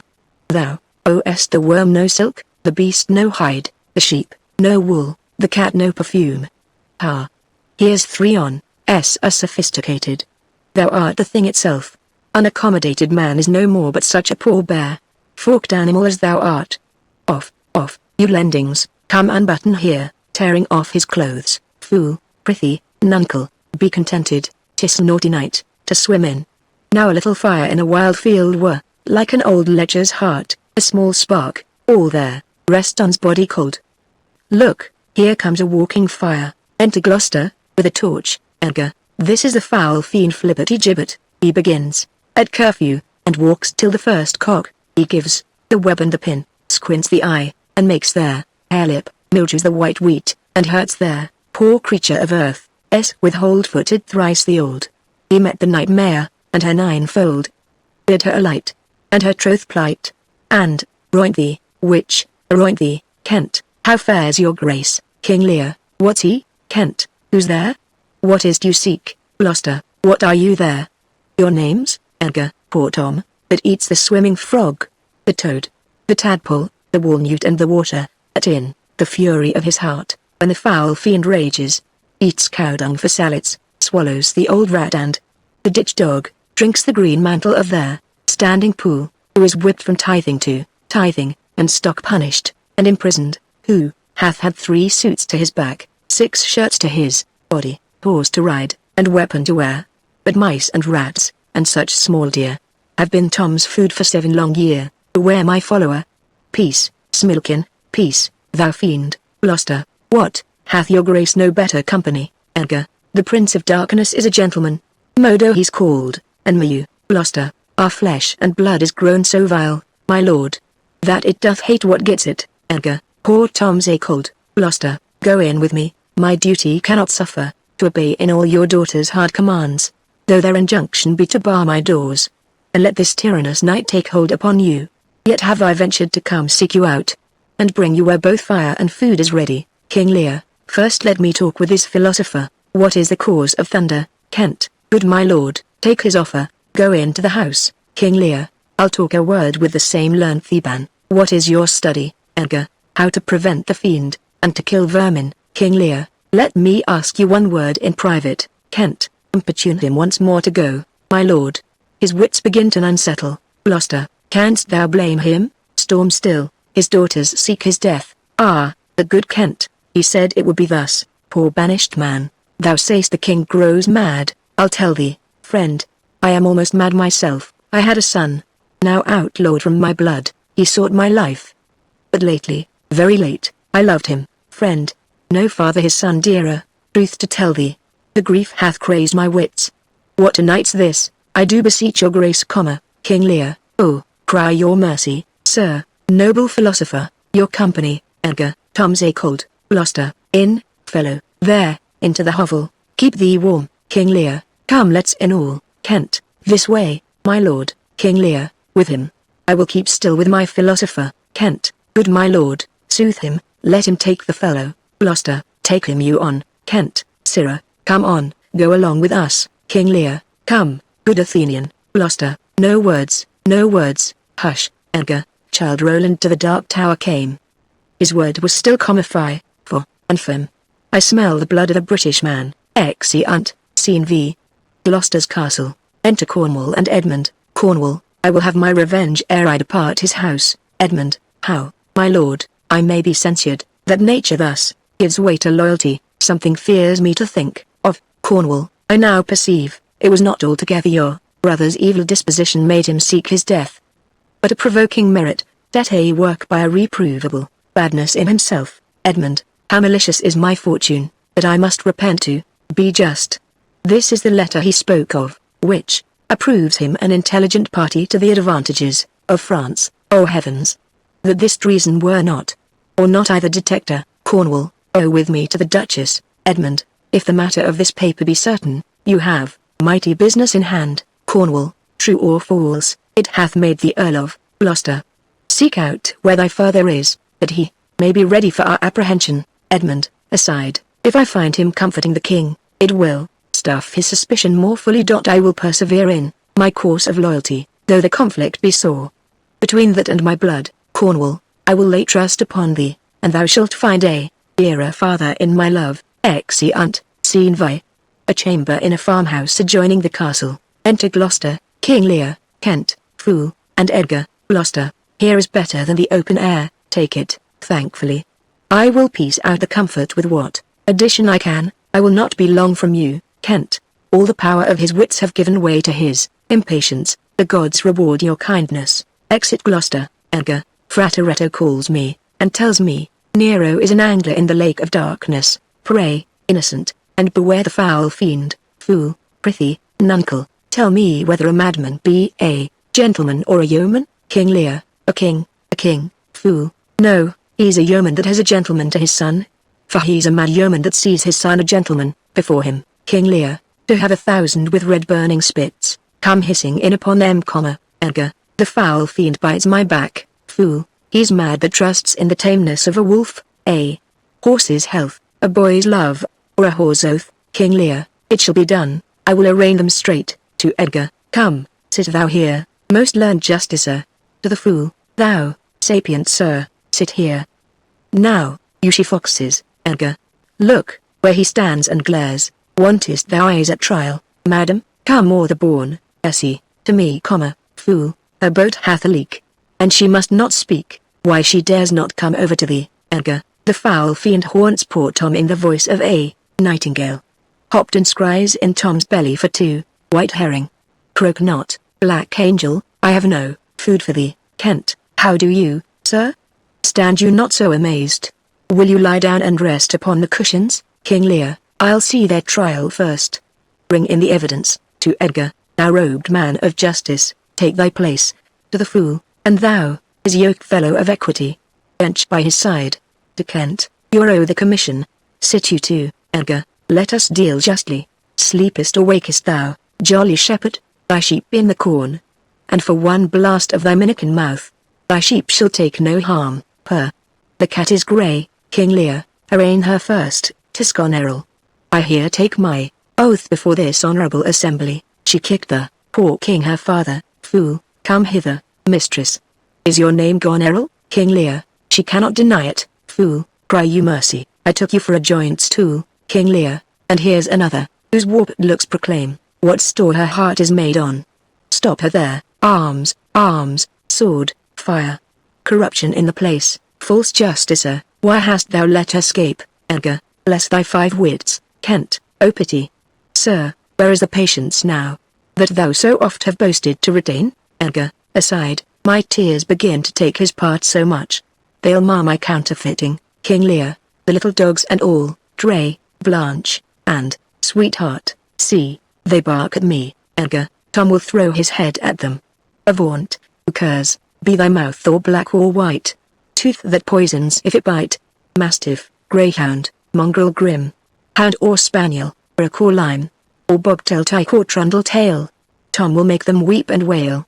For, with throwing thus my head, dogs leap the hatch, and all are fled. Duda, da. Cessa.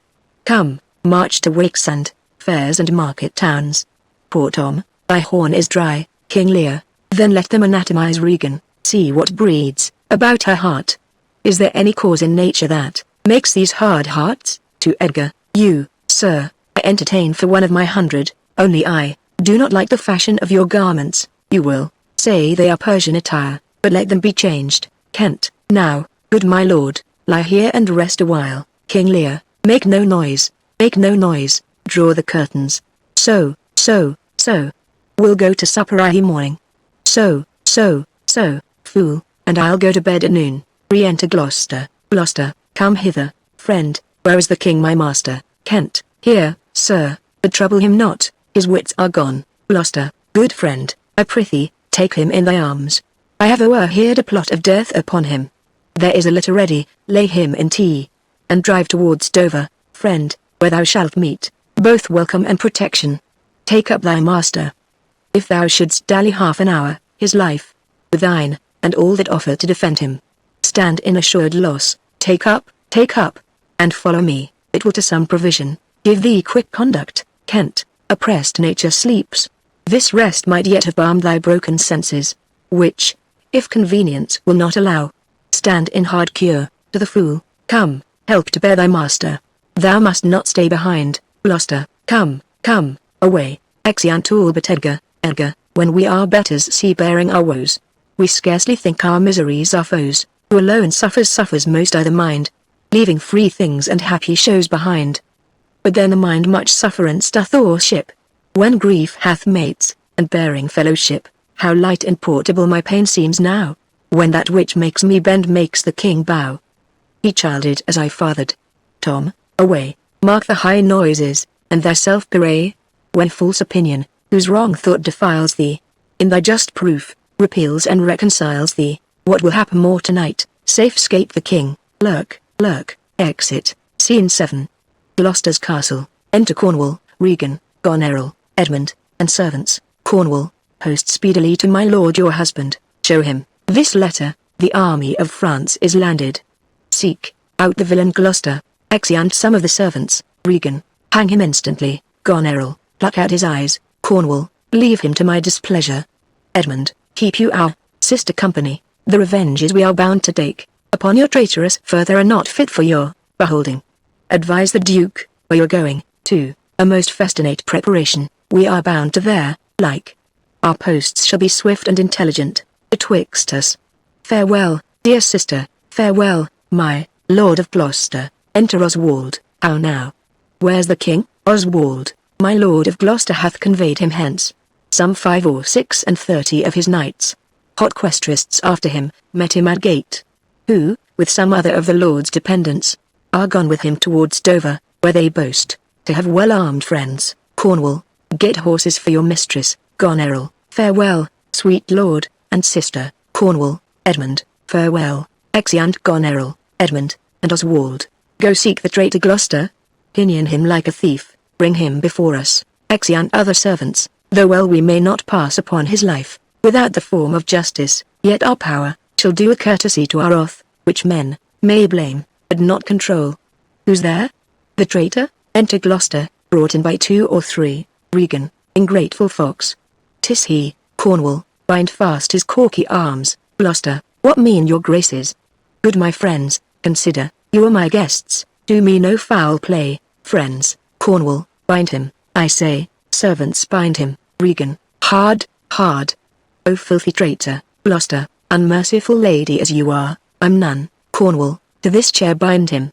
Villain, thou shalt find. Regan plucks his beard. Gloucester, by the kind gods, 'tis most ignobly done, to pluck me by the beard. Regan, so white, and such a traitor. Gloucester, naughty lady. These hairs, which thou dost ravish from my chin, will quicken, and accuse thee. I am your host. With robbers' hands my hospitable favours, you should not ruffle thus. What will you do? Cornwall, come, sir, what letters had you late from France? Regan, be simple answerer, for we know the truth. Cornwall, and what confederacy have you with the traitors, late-footed in the kingdom? Regan, to whose hands have you sent the lunatic king? Speak. Gloucester, I have a letter guessingly set down, which came from one that's of a neutral heart, and not from one opposed. Cornwall, cunning. Regan, and false. Cornwall, where hast thou sent the king? Gloucester, to Dover. Regan, wherefore to Dover? Wast thou not charged at peril? Cornwall, wherefore to Dover? Let him first answer that. Gloucester, I am tied to the stake, and I must stand the course. Regan, wherefore to Dover, sir? Gloucester, because I would not see thy cruel nails pluck out his poor old eyes, nor thy fierce sister, in his anointed flesh stake boorish fangs. The sea, with such a storm as his bare head, in hell black night endured, would have buoyed up, and quenched the stelled fires. Yet, poor old heart, behold the heavens to rain, if wolves had at thy gate howled at stern time, thou shouldst have said, good porter, turn the key. All cruels else subscribed, but I shall see the winged vengeance overtake such children. Cornwall, set shalt thou never. Fellows, hold the chair. Upon these eyes of thine I'll set my foot, Gloucester. He that will think to live till he be old, give me some help. O cruel! O you gods, Regan, one side will mock another. The other two, Cornwall, if you see vengeance, first servant, hold your hand, my lord. I have served you ever since I was a child.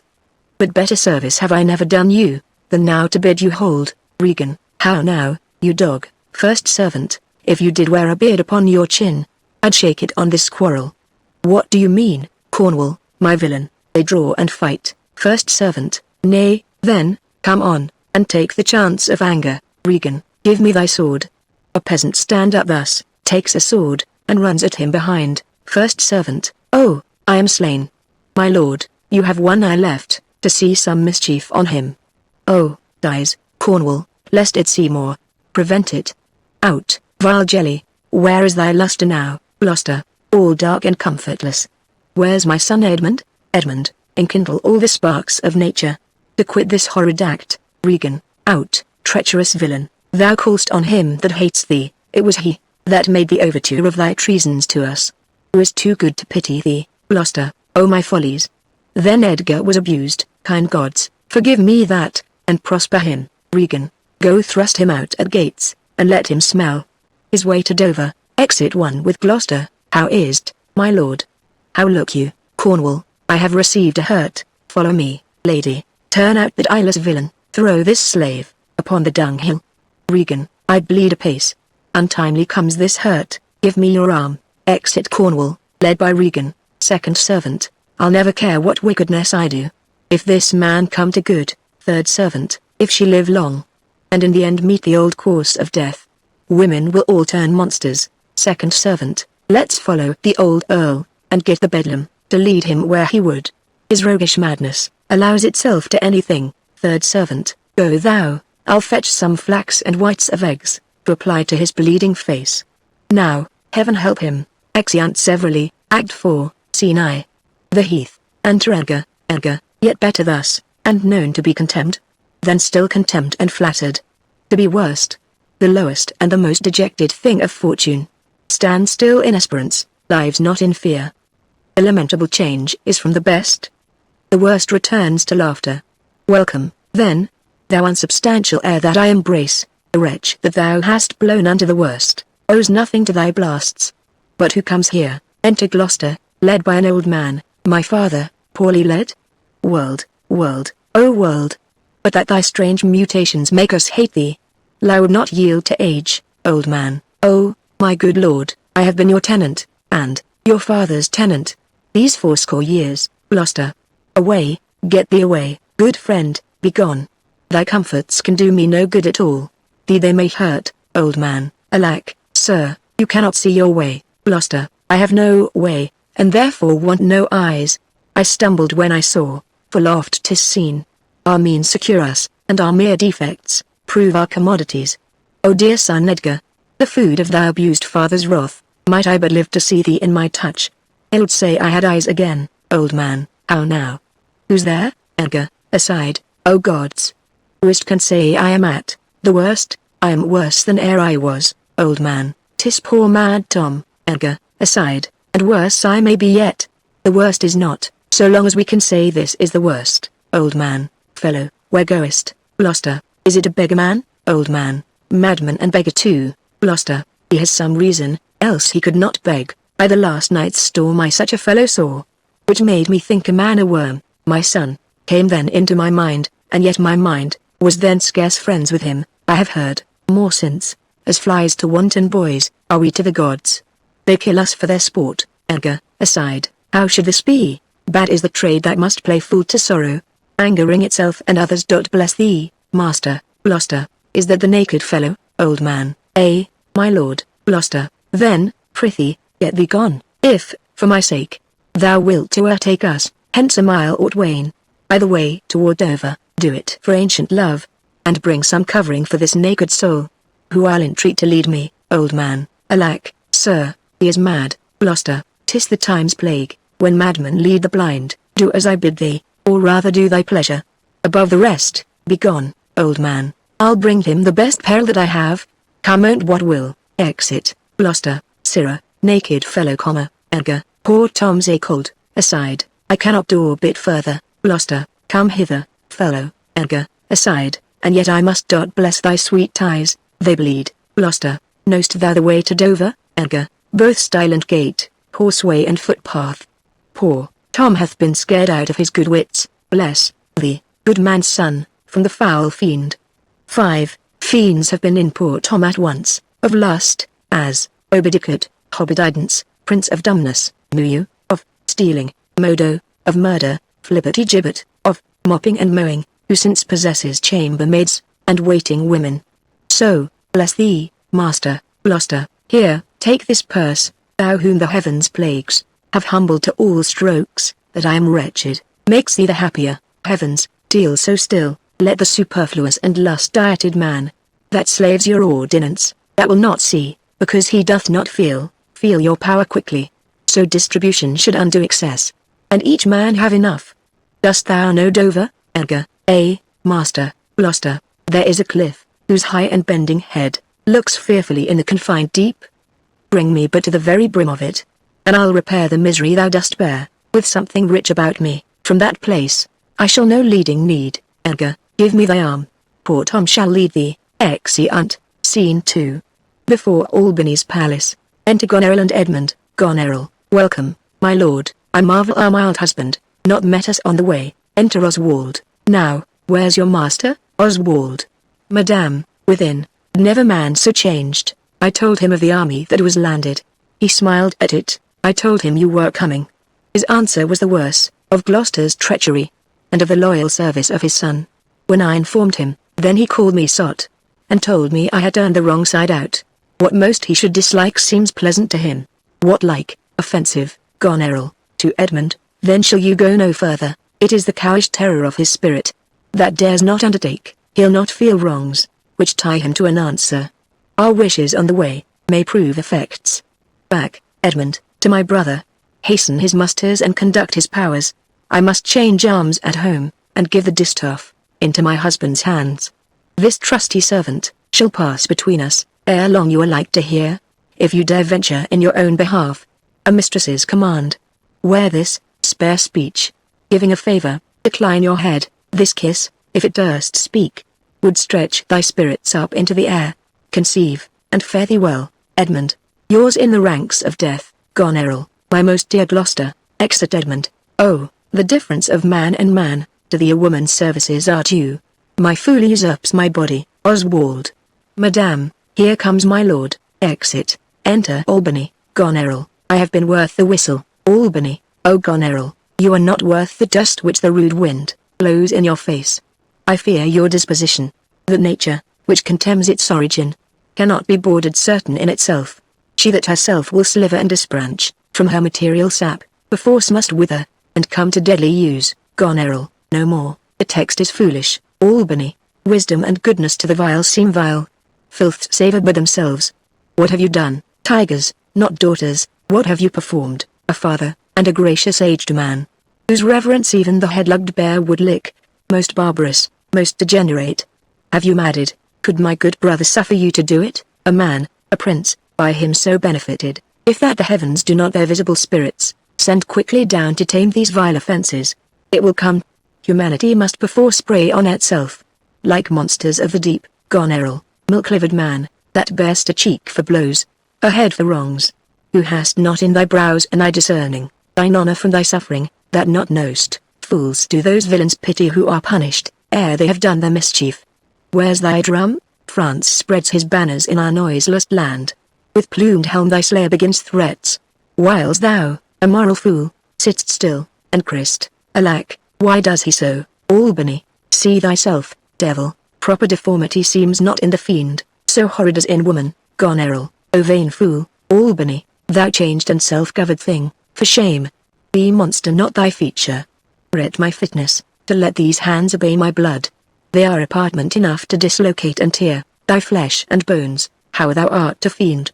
A woman's shape doth shield thee. Goneril, marry, your manhood now. Enter a messenger. Albany, what news, messenger? Oh, my good lord, the Duke of Cornwall's dead, slain by his servant, going to put out the other eye of Gloucester. Albany, Gloucester's eye, messenger. A servant that he bred, thrilled with remorse, opposed against the act, bending his sword to his great master, who, thereat enraged, flew on him, and amongst them fell him dead, but not without that harmful stroke, which since hath plucked him after. Albany, this shows you are above justices, that these are nether crimes, so speedily convenge.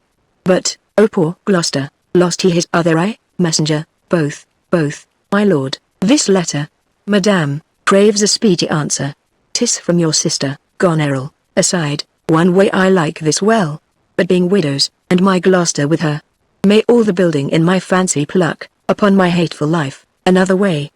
The news is not so tart. I'll read an answer. Exit. Albany, where was his son when they did take his eyes? Messenger, come with my lady hither. Albany, he is not here. Messenger, no, my good lord, I met him back again. Albany, knows he the wickedness? Messenger, my good lord, 'twas he informed against him, and quit the house on purpose, that their punishment might have the freer course. Albany, Gloucester, I live to thank thee for the love thou showedst the king, and to revenge thine eyes. Come hither, friend, tell me what more thou knowst. Street, Exeunt, Scene 3. The French camp near Dover. Enter Kent and a gentleman. Kent, why the King of France is so suddenly gone back, know you the reason? Gentleman, something he left imperfect in their state, which since his coming forth is thought of, which imports to the kingdom so much fear and danger, that his personal return must required and necessary. Kent, who hath he left behind him? General, gentleman, the Marshal of France, Monsieur Lafare. Kent, did your letters pierce the Queen to any demonstration of grief? Gentleman, sir, she took them, read them in my presence, and now and then an ample tear trilled down a delicate cheek. It seemed she was a queen, over her passion, who, most rebel-like, sought to be king o'er her. Kent, oh, then it moved her, gentleman, not to a rage, patience and sorrow strove, who should express her goodliest. You have seen sunshine and rain at once. Her smiles and tears were like a better way. Those happy smilets that played on her ripe lip seemed not to know what guests were in her eyes, which parted thence as pearls from diamonds dropped.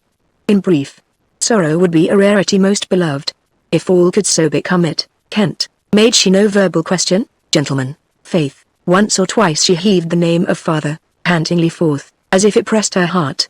Cried sisters, sisters, shame of ladies, sisters. Kent, father, sisters. What, I the storm, I the night? Let pity not be believed. There she shook the holy water from her heavenly eyes, and clamour moistened. Then away she started, to deal with grief alone. Kent, it is the stars above us, govern our conditions, else one self-mate and mate could not beget such different issues. You spoke not with her since? Gentleman, number. Kent, was this before the king returned? Gentleman, no, since. Kent, well, sir, the poor distressed Lear's I the town, who sometime, in his better tune, remembers what we are come about, and by no means will yield to see his daughter. Gentleman, why, good sir. Kent, a sovereign shame so elbows him, his own unkindness, that stripped her from his benediction, turned her to foreign casualties, gave her dear rights to his dog-hearted daughters.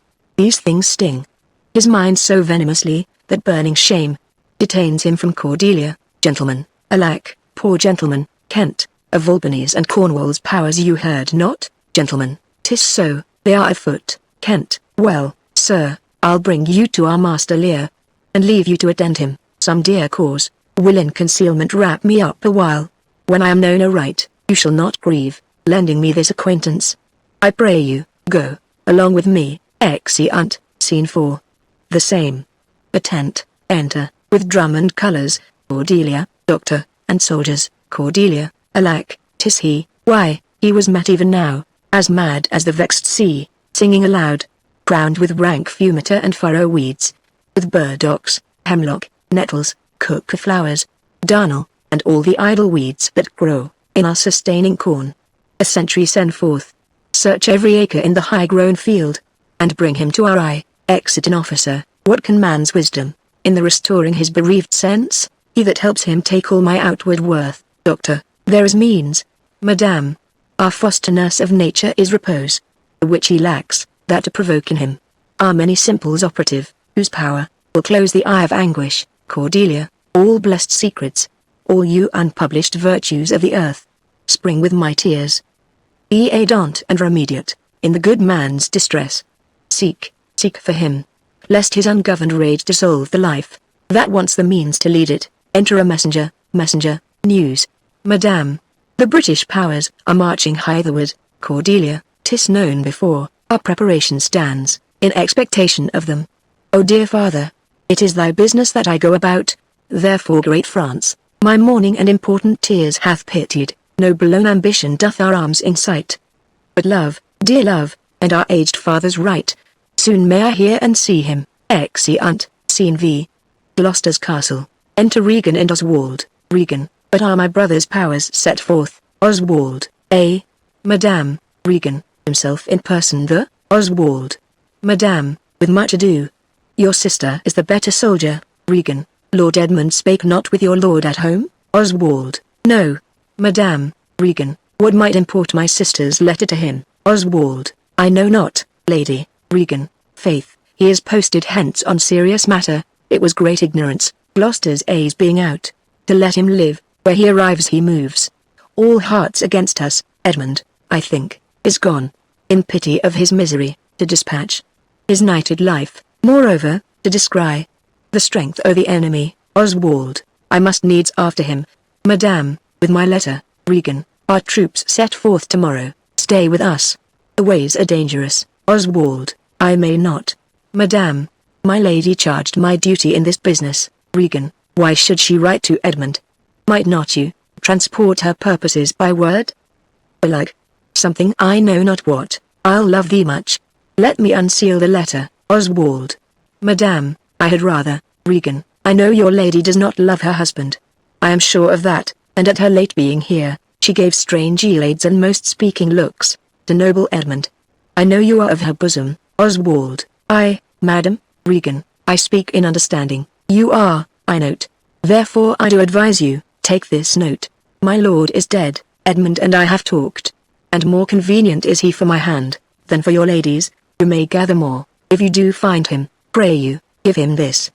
And when your mistress hears thus much from you, I pray, desire her call her wisdom to her, so, fare you well, if you do chance to hear of that blind traitor.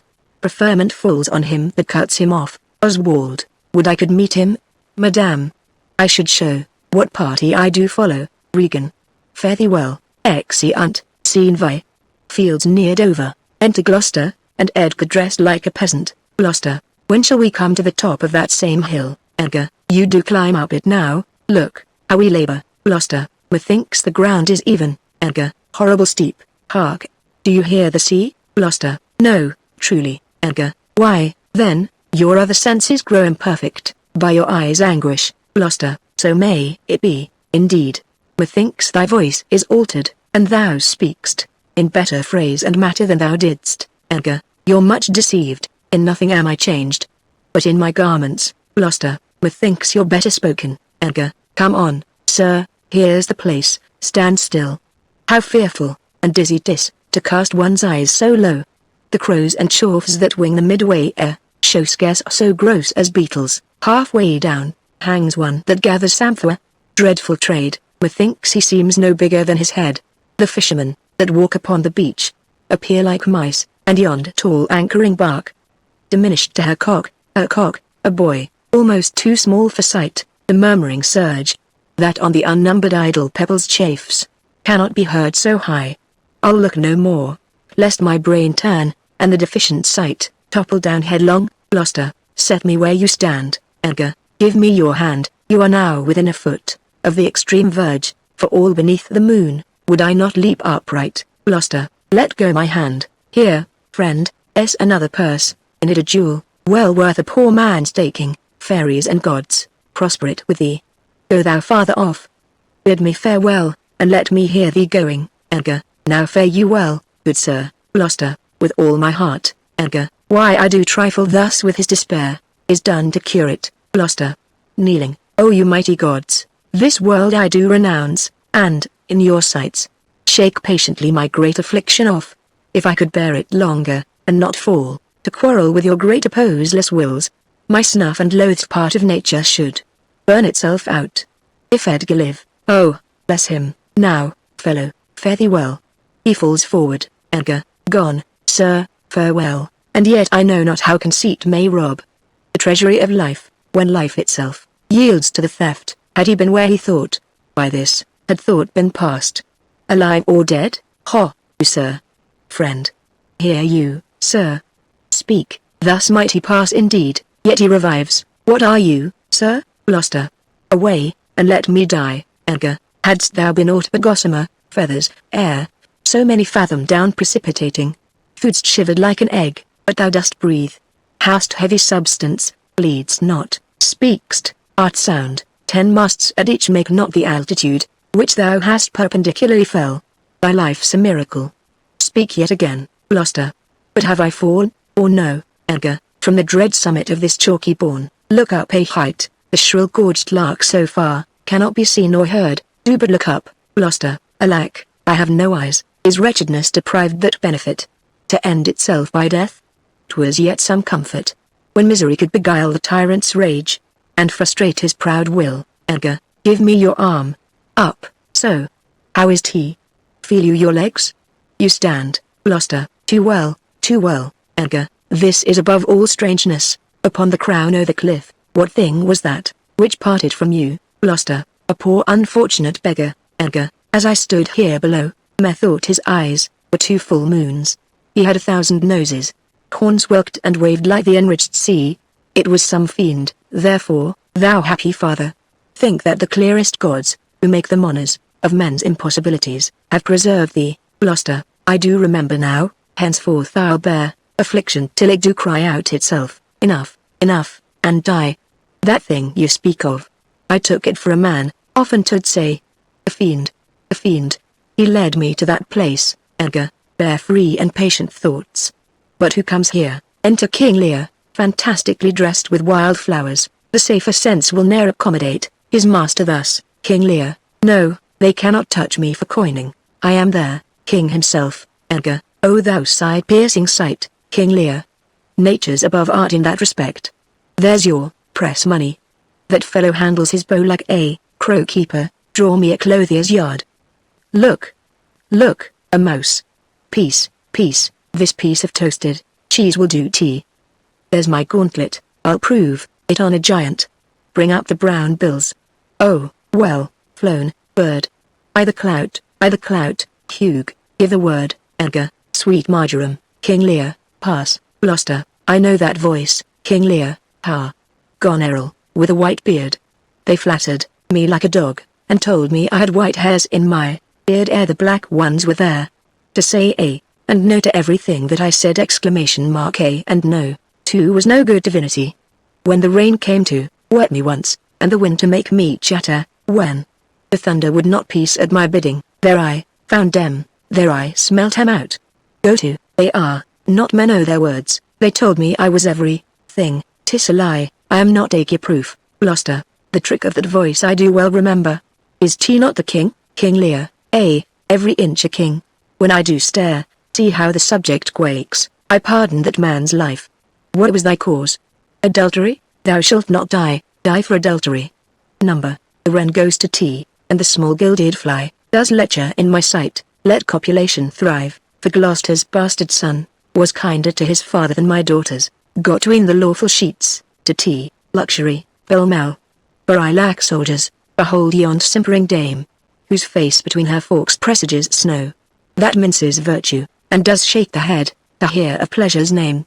The fit you, nor the soiled horse, goes to tea, with a more riotous appetite. Down from the waist they are centaurs, though women all above, but to the girdle do the gods inherit. Beneath is all the fiends. There's hell, there's darkness, there's there, sulphurous pit, burning, scalding, stench, consumption, fie, fie, fie. Pa, pa. Give me an ounce of civet, good apothecary, to sweeten my imagination.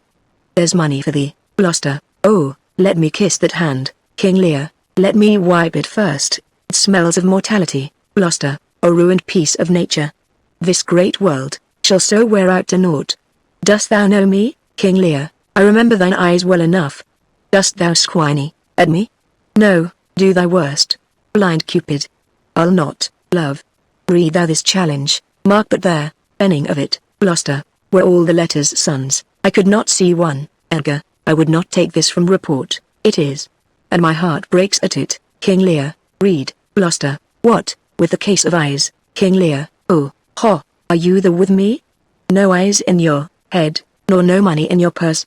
Your eyes are in a heavy case, your purse in a light, yet you see how this world goes, Gloucester, I see it feelingly, King Lear, what, art mad? A man may see how this world goes, with no eyes. Look with thine ears, see how yond justice rails upon yond simple thief. Hark, in thine ear, change places, and, handy-dandy, which is the justice, which is the thief? Thou hast seen a farmer's dog bark at a beggar, Gloucester, sir, King Lear, and the creature run from the cur? That thou mightst behold the great image of authority, dogs obeyed in office, thou rascal beadle, hold thy bloody hand, why dost thou lash that whore? Strip thine own back, thou hotly lust'st to use her in that kind, for which thou whipp'st her. The usurer hangs the cozener, through tattered clothes small vices do appear, robes and furred gowns hide all. Late sin with gold, and the strong lance of justice hurtless breaks. Arm it in rags, a pygmy's straw does pierce it, none does offend, none, I say, none, I label Take that of me, my friend, who have the power to seal the accuser's lips. Get thee glass eyes, and like a scurvy politician, seem to see the things thou dost not. Now, pull off my boots, harder, so, Edgar, oh, matter and impertinency mixed. Reason in madness, King Lear. If thou wilt weep my fortunes, take my eyes, I know thee well enough, thy name is Gloucester. Thou must be patient, we came crying hither. Thou know street, the first time that we smell the air, we wall and cry.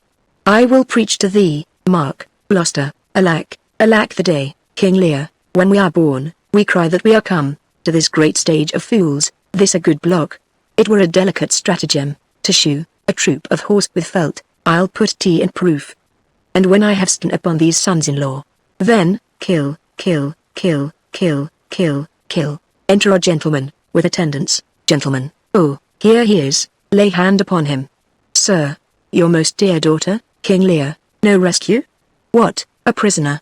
I am even the natural fool of fortune. Use me well. You shall have ransom. Let me have surgeons. I am cut to the brains, gentlemen. You shall have anything, King Lear, no seconds? All myself? Why, this would make a man of salt. To use his eyes for garden water pots. And laying autumn's dust, gentlemen. Good sir, King Lear, I will die bravely, like a bridegroom. What, I will be jovial, come, I am a king. My masters, know you that, gentlemen, you are a royal one, and we obey you, King Lear, then there's life in't. Nay, if you get it, you shall get it with running. Sa, exit running, attendants follow, gentlemen, a sight most pitiful in the meanest wretch. Past speaking of a king. Thou hast one daughter, who redeems nature from the general curse, which Wayne have brought her to, Edgar, hail, gentle sir, gentlemen, sir, speed you, what's your will, Edgar? Do you hear aught, sir, of a battle toward, gentlemen, most sure and vulgar, everyone hears that, which can distinguish sound, Edgar, but, by your favour, how near's the other army, gentlemen, near and on speedy foot, the main descry, stands on the hourly thought, Edgar, I thank you, sir, that's all, gentlemen, though that the Queen on special cause is here. Her army is moved on, Edgar, I thank you, sir, exit gentlemen, Gloucester, you ever gentle gods, take my breath from me. Let not my worser spirit tempt me again, to die before you please, Edgar, well pray you, father, Gloucester, now. Good sir, what are you, Edgar, a most poor man, made tame to fortune's blows, who, by the art of known and feeling sorrows, am pregnant to good pity. Give me your hand. I'll lead you to some biding, Gloucester, hearty thanks. The bounty and the benison of heaven, to boot, enter Oswald, a proclaimed prize. Most happy, that eyeless head of thine was first framed flesh, to raise my fortunes. Thou old unhappy traitor. Briefly thyself remember, the sword is out, that must destroy thee, Gloucester, now let thy friendly hand put strength enough tot. Edgar interposes, Oswald, wherefore, old peasant? Darest thou support a published traitor?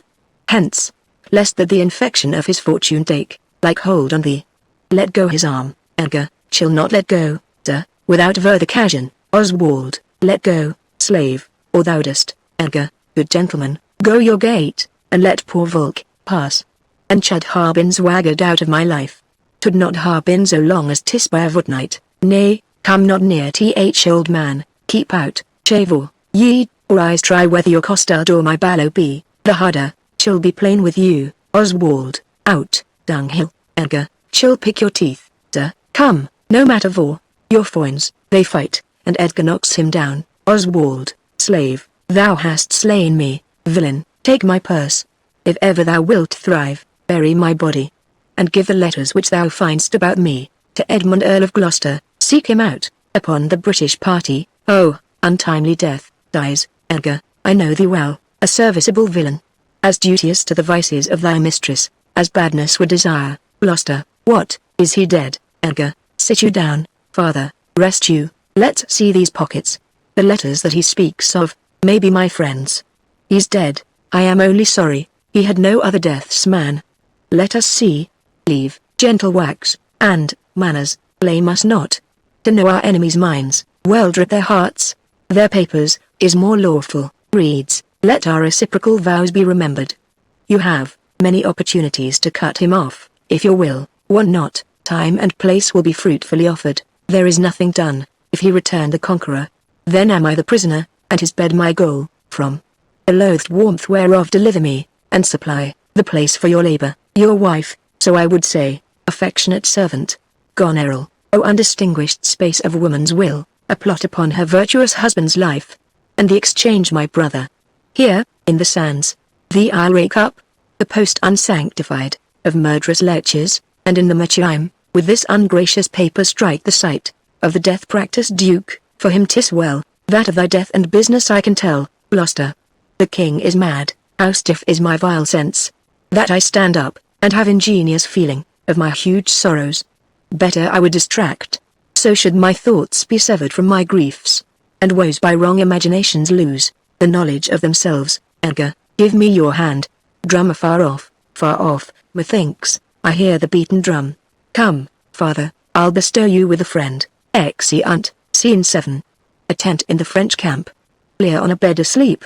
Soft music playing, gentlemen, and others attending. Enter Cordelia, Kent, and Dr. Cordelia. O thou good Kent, how shall I live and work to match thy goodness? My life will be too short, and every measure fail me, Kent, to be acknowledged. Madame, is overpaid, all my reports go with the modest truth, nor more nor clipped, but so, Cordelia, be better suited. These weeds are memories of those worser hours. I prithee, put them off, Kent. Pardon me, dear madam, yet to be known shortens my made intent. My boon I make it, that you know me not, till time and I think meet. Cordelia, then bet so, my good lord, to the doctor. How does the king, doctor? Madame, sleeps still. Cordelia, O you kind gods, cure this great breach in his abused nature, the untuned and jarring senses, oh, wind up, of this child-changed father, doctor, so please your majesty, that we may wake the king. He hath slept long. Cordelia, be governed by your knowledge, and proceed, by the sway of your own will. Is he arrayed, gentlemen? Madame, in the heaviness of his sleep, we put fresh garments on him. Doctor, be by, good madam, when we do awake him, I doubt not of his temperance. Cordelia, very well, doctor, please you, draw near. Louder the music there. Cordelia, O my dear father. Restoration, hang thy medicine on my lips, and let this kiss repair those violent harms that my two sisters have in thy reverence made. Kent, kind and dear princess. Cordelia, had you not been their father, these white flakes had challenged pity of them. Was this a face to be opposed against the warring winds, to stand against the deep dread-bolted thunder, in the most terrible and nimble stroke of quick, cross lightning? To watch pauper do exclamation mark, with this thin helm? Mine enemy's dog, though he had bit me, should have stood that night, against my fire, and wast thou fain, poor father, to hovel thee with swine, and rogues forlorn, in short and musty straw? Alack, alack, 'tis wonder that thy life and wits at once had not concluded all. He wakes, speak to him, doctor. Madame, you, 'tis fittest. Cordelia, How does my royal lord? How fares your majesty, King Lear? You do me wrong to take me out o' the grave. Thou art a soul in bliss, but I am bound, upon a wheel of fire, that mine own tears do scald like a molten lead. Cordelia, sir, do you know me, King Lear? You are a spirit, I know. When did you die, Cordelia? Still, far wide, doctor, he's scarce awake. Let him alone a while. King Lear, where have I been? Where am I? Fair daylight, I am mightily abused. I should e'en die with pity, to see another thus. I know not what to say, I will not swear these are my hands. Let's see. I feel this pinprick. Would I were assured of my condition, Cordelia. Oh, look upon me, sir, and hold your hands in benediction o'er me. No, sir, you must not kneel. King Lear, pray, do not mock me. I am a very foolish fond old man, 80 and upward, not now more nor less. And, to deal plainly, I fear I am not in my perfect mind. Methinks I should know you, and know this man. Yet I am doubtful, for I am mainly ignorant, what place this is, and all the skill I have, remembers not these garments, nor I know not, where I did lodge last night. Do not laugh at me, for, as I am a man, I think this lady, to be my child Cordelia, and so I am, King Lear. Be your tears wet? Yes, faith. I pray, weep not. If you have poison for me, I will drink it. I know you do not love me, for your sisters have, as I do remember, done me wrong.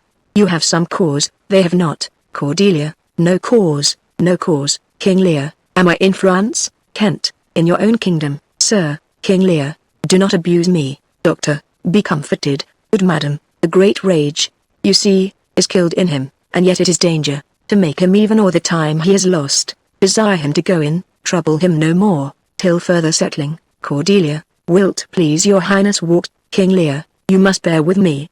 Pray you now, forget and forgive. I am old and foolish, exeunt all but Kent and gentlemen. Holds it true, sir, that the Duke of Cornwall was so slain? Kent, most certain, sir. Gentlemen, who is conductor of his people? Kent, as 'tis said, the bastard son of Gloucester. Gentlemen, they say Edgar, his banished son, is with the Earl of Kent in Germany. Kent, report is changeable. 'Tis time to look about. There, powers of the kingdom approach apace. Gentlemen, the arbitrament is like to be bloody. Fare you well, sir. Exit. Kent, my point and period will be throughly wrought, or well or ill, as this day's battles fought. Exit. Act 5, Scene I. The British camp, near Dover. Enter, with drum and colours, Edmund, Regan. Gentlemen, and soldiers. Edmund, know of the Duke if his last purpose hold, or whether since he is advised by aught, to change the course, he is full of alteration, and self-reproving, bring his constant pleasure, to a gentleman, who goes out. Regan, our sister's man is certainly miscarried. Edmund, 'tis to be doubted. Madame. Regan, now, sweet lord, you know the goodness I intend upon you. Tell me but truly, but then speak the truth. Do you not love my sister? Edmund, in honoured love. Regan, but have you never found my brother's way to the forfended place? Edmund, that thought abuses you. Regan, I am doubtful that you have been conjunct, and bosomed with her, as far as we call hers. Edmund, no, I mine honour. Madame. Regan, I never shall endure her, dear my lord. Be not familiar with her. Edmund, fear me not. She and the Duke her husband, enter, with drum and colours, Albany, Goneril, and soldiers. Goneril, aside, I had rather lose the battle than that sister should loosen him and me. Albany, our very loving sister, well be met, sir. This I hear, the king is come to his daughter, with others whom the rigour of our state forced to cry out. Where I could not be honest, I never yet was valiant, for this business. It toucheth us, as France invades our land, not bolds the king, with others, whom, I fear, most just and heavy causes make oppose. Edmund, sir, you speak nobly. Regan, why is this reasoned? Goneril, combined together against the enemy, for these domestic and particular broils, and not the question here. Albany, let's then determine, with the ancient of war on our proceedings. Edmund, I shall attend you presently at your tent. Regan, sister, you'll go with us? Goneril, number. Regan, 'tis most convenient, pray you, go with us. Goneril, aside, oh, I know the riddle. I will go, as they are going out. Enter Edgar disguised. Edgar, if e'er your grace had speech with man so poor, hear me one word. Albany, I'll overtake you.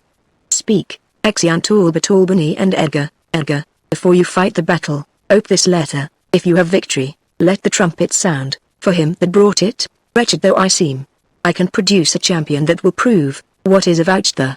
If you miscarry, your business of the world hath so an end, and machination ceases. Fortune love you, Albany. Stay till I have read the letter, Edgar. I was forbid it. When time shall serve, let but the herald cry, and I'll appear again. Albany. Why, fare thee well. I will o'erlook thy paper. Exit Edgar. Re-enter Edmund. Edmund, the enemies in view, draw up your powers. Here is the guess of their true strength and forces, by diligent discovery, but your haste is now urged on you. Albany, we will greet the time. Exit. Edmund, to both these sisters have I sworn my love, each jealous of the other, as the stung are of the adder. Which of them shall I take? Both? One? Or neither? Neither can be enjoyed. If both remain alive, to take the widow, exasperates, makes mad her sister Goneril. And hardly shall I carry out my side, her husband being alive. Now then we'll use his countenance for the battle, which being done, let her who would be rid of him devise his speedy taking off. As for the mercy, which he intends to Lear and to Cordelia, the battle done, and they within our power, shall never see his pardon, for my state stands on me to defend, not to debate. Exit. Scene 2. A field between the two camps, alarum within.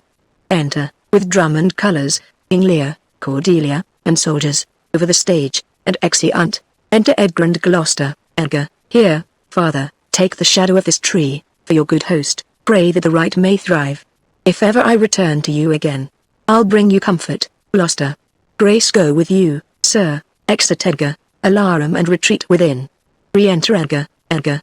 Away, old man, give me thy hand. Away, King Lear hath lost, he and his daughter ta'en.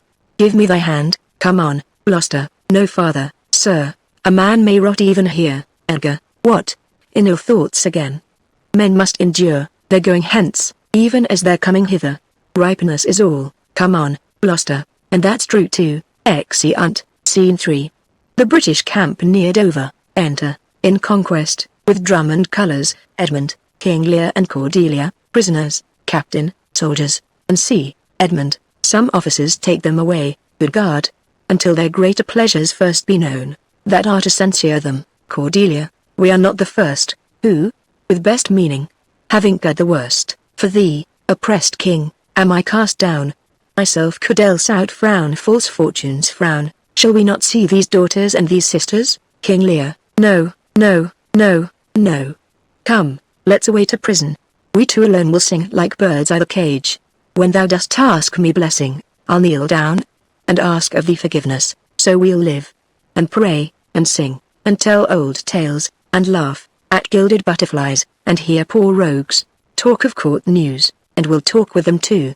Who loses and who wins, who's in, who's out, and take upon the mystery of things, as if we were God's spies, and we'll wear out, in a walled prison, packs and sects of great ones, that ebb and flow by the moon. Edmund, take them away, King Lear, upon such sacrifices, my Cordelia, the gods themselves throw incense. Have I caught thee? He that parts us shall bring a brand from heaven, and fire us hence like foxes. Wipe thine eyes, the good years shall devour them, flesh and fell, ere they shall make us weep, we'll see 'em starve, first. Come, exeunt King Lear and Cordelia, guarded. Edmund, come hither, captain, hark, take thou this note, giving a paper, go follow them to prison.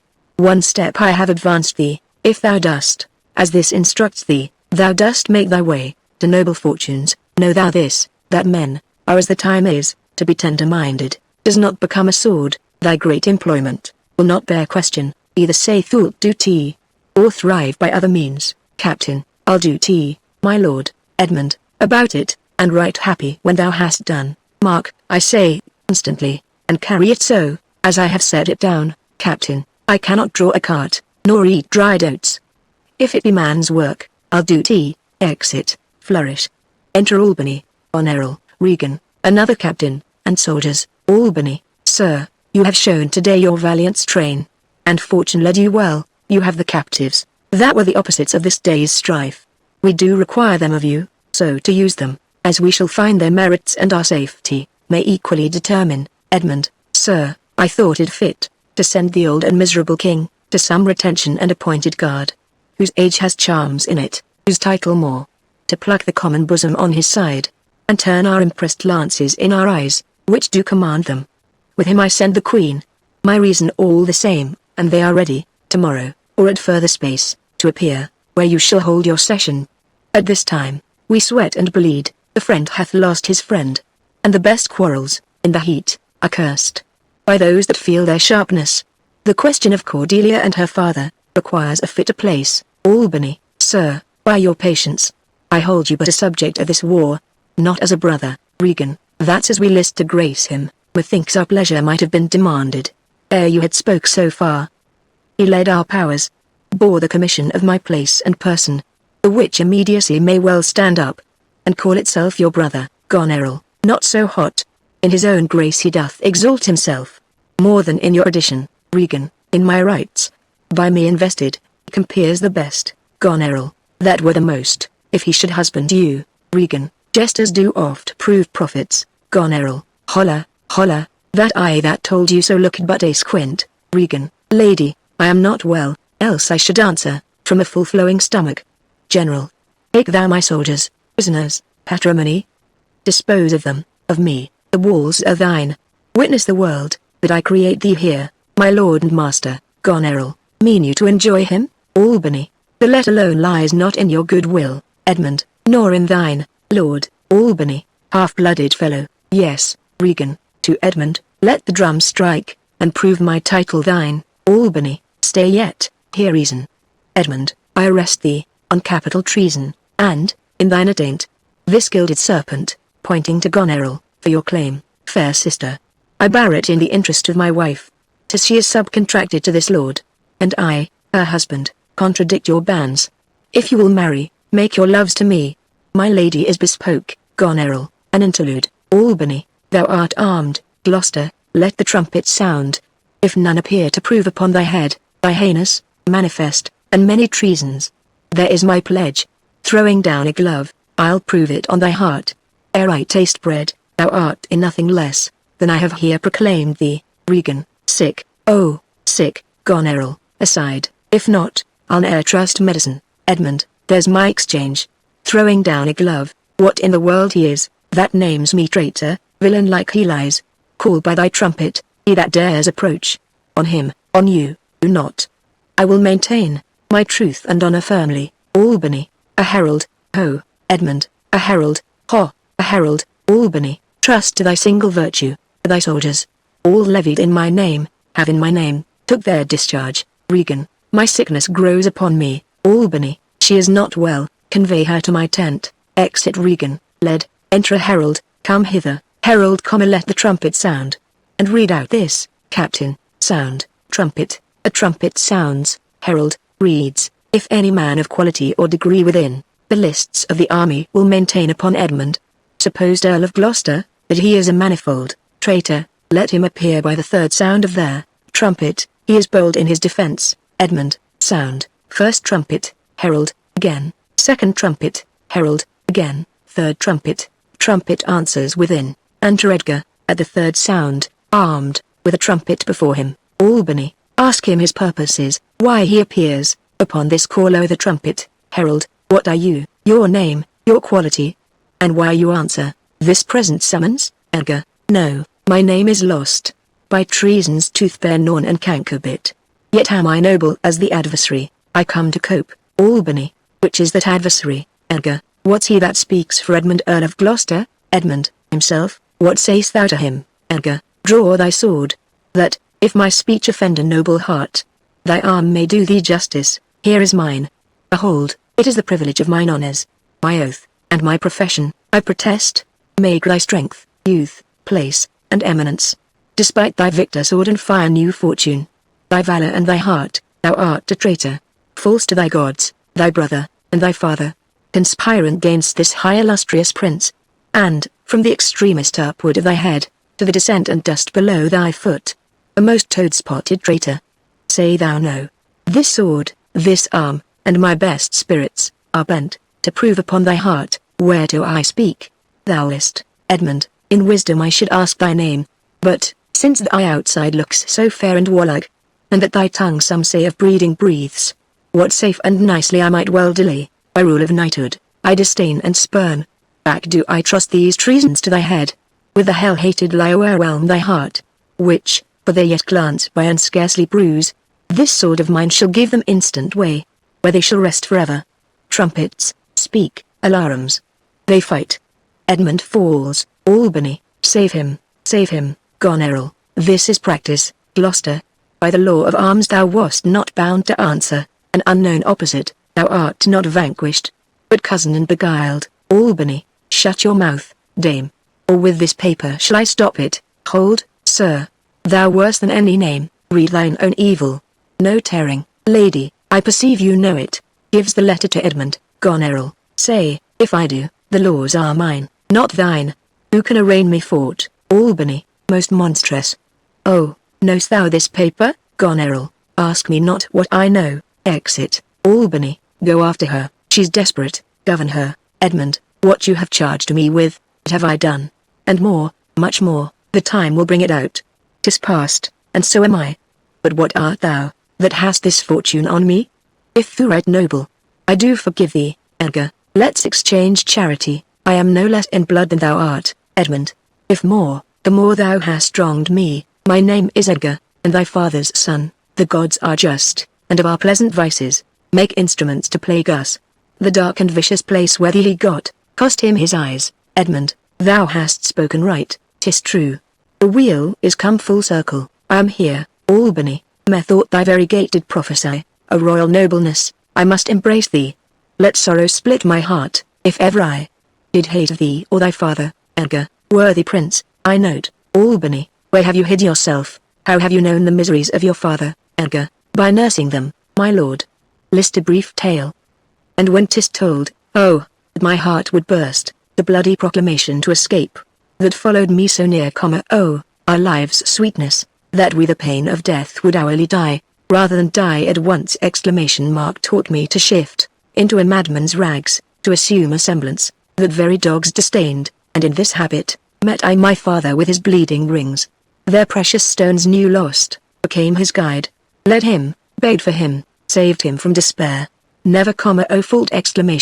Revealed myself unto him, until some half hour passed, when I was armed, not sure, though hoping, of this good success.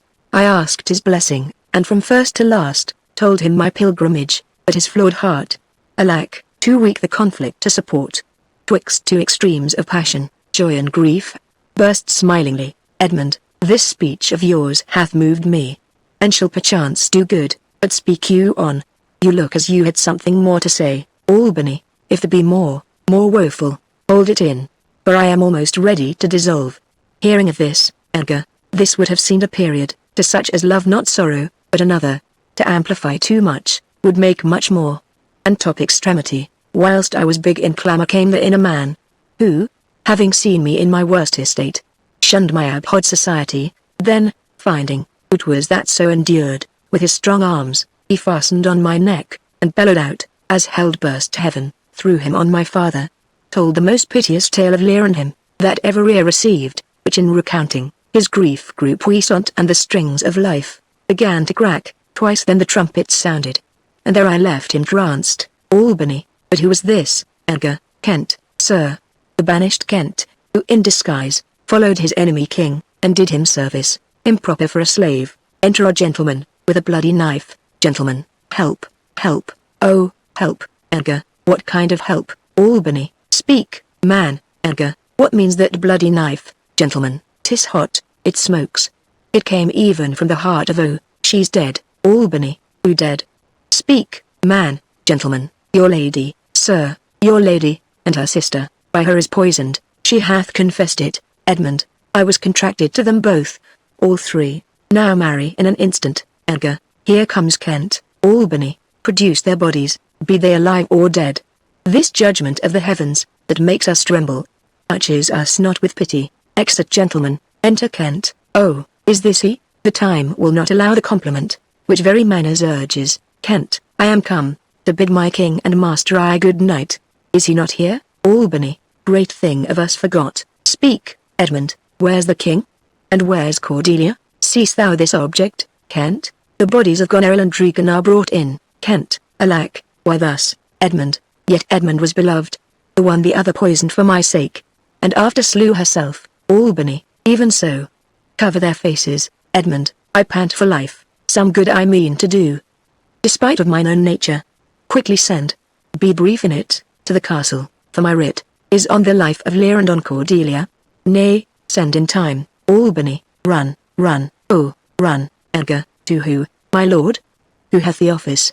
Send, thy token of reprieve, Edmund, well thought on, take my sword, give it the captain, Albany, haste thee, for thy life, exit Edgar, Edmund. He hath commission from thy wife and me, to hang Cordelia in the prison, and, to lay the blame upon her own despair, that she forded herself, Albany, the gods defend her. Bear him hence a while, Edmund is borne off, re-enter King Lear, with Cordelia dead in his arms, Edgar, captain, and others following, King Lear, howl, howl, howl, howl. Oh, you are men of stones. Had I your tongues and eyes, I'd use them so, that heaven's vault should crack. She's gone forever, I know when one is dead, and when one lives, she's dead as earth. Lend me a looking glass, if that her breath will mist or stain the stone. Why, then she lives, Kent, is this the promised end, Edgar, or image of that horror? Albany, fall, and cease, King Lear, this feather stirs, she lives. If it be so, it is a chance which does redeem all sorrows, that ever I have felt, Kent. Kneeling, O my good master, King Lear, prithee, away, Edgar, 'tis noble Kent, your friend, King Lear, a plague upon you, murderers, traitors all, I might have saved her, now she's gone forever, Cordelia, Cordelia. Stay a little. Ah, what is't thou say'st? Her voice was ever soft, gentle, and low, an excellent thing in woman. I killed the slave that was hanging thee, captain, 'tis true, my lords, I did, King Lear. Did I not, fellow? I have seen the day, with my good biting falchion, I would have made them ship, I am old now, and these same crosses spoil me. Who are you? Mine eyes are not the best, I'll tell you straight, Kent, if fortune brag of two she loved and hated. One of them we behold, King Lear, this is a dull sight. Are you not Kent? Kent, the same. Your servant Kent, or is your servant Keys, King Lear, he's a good fellow, I can tell you that.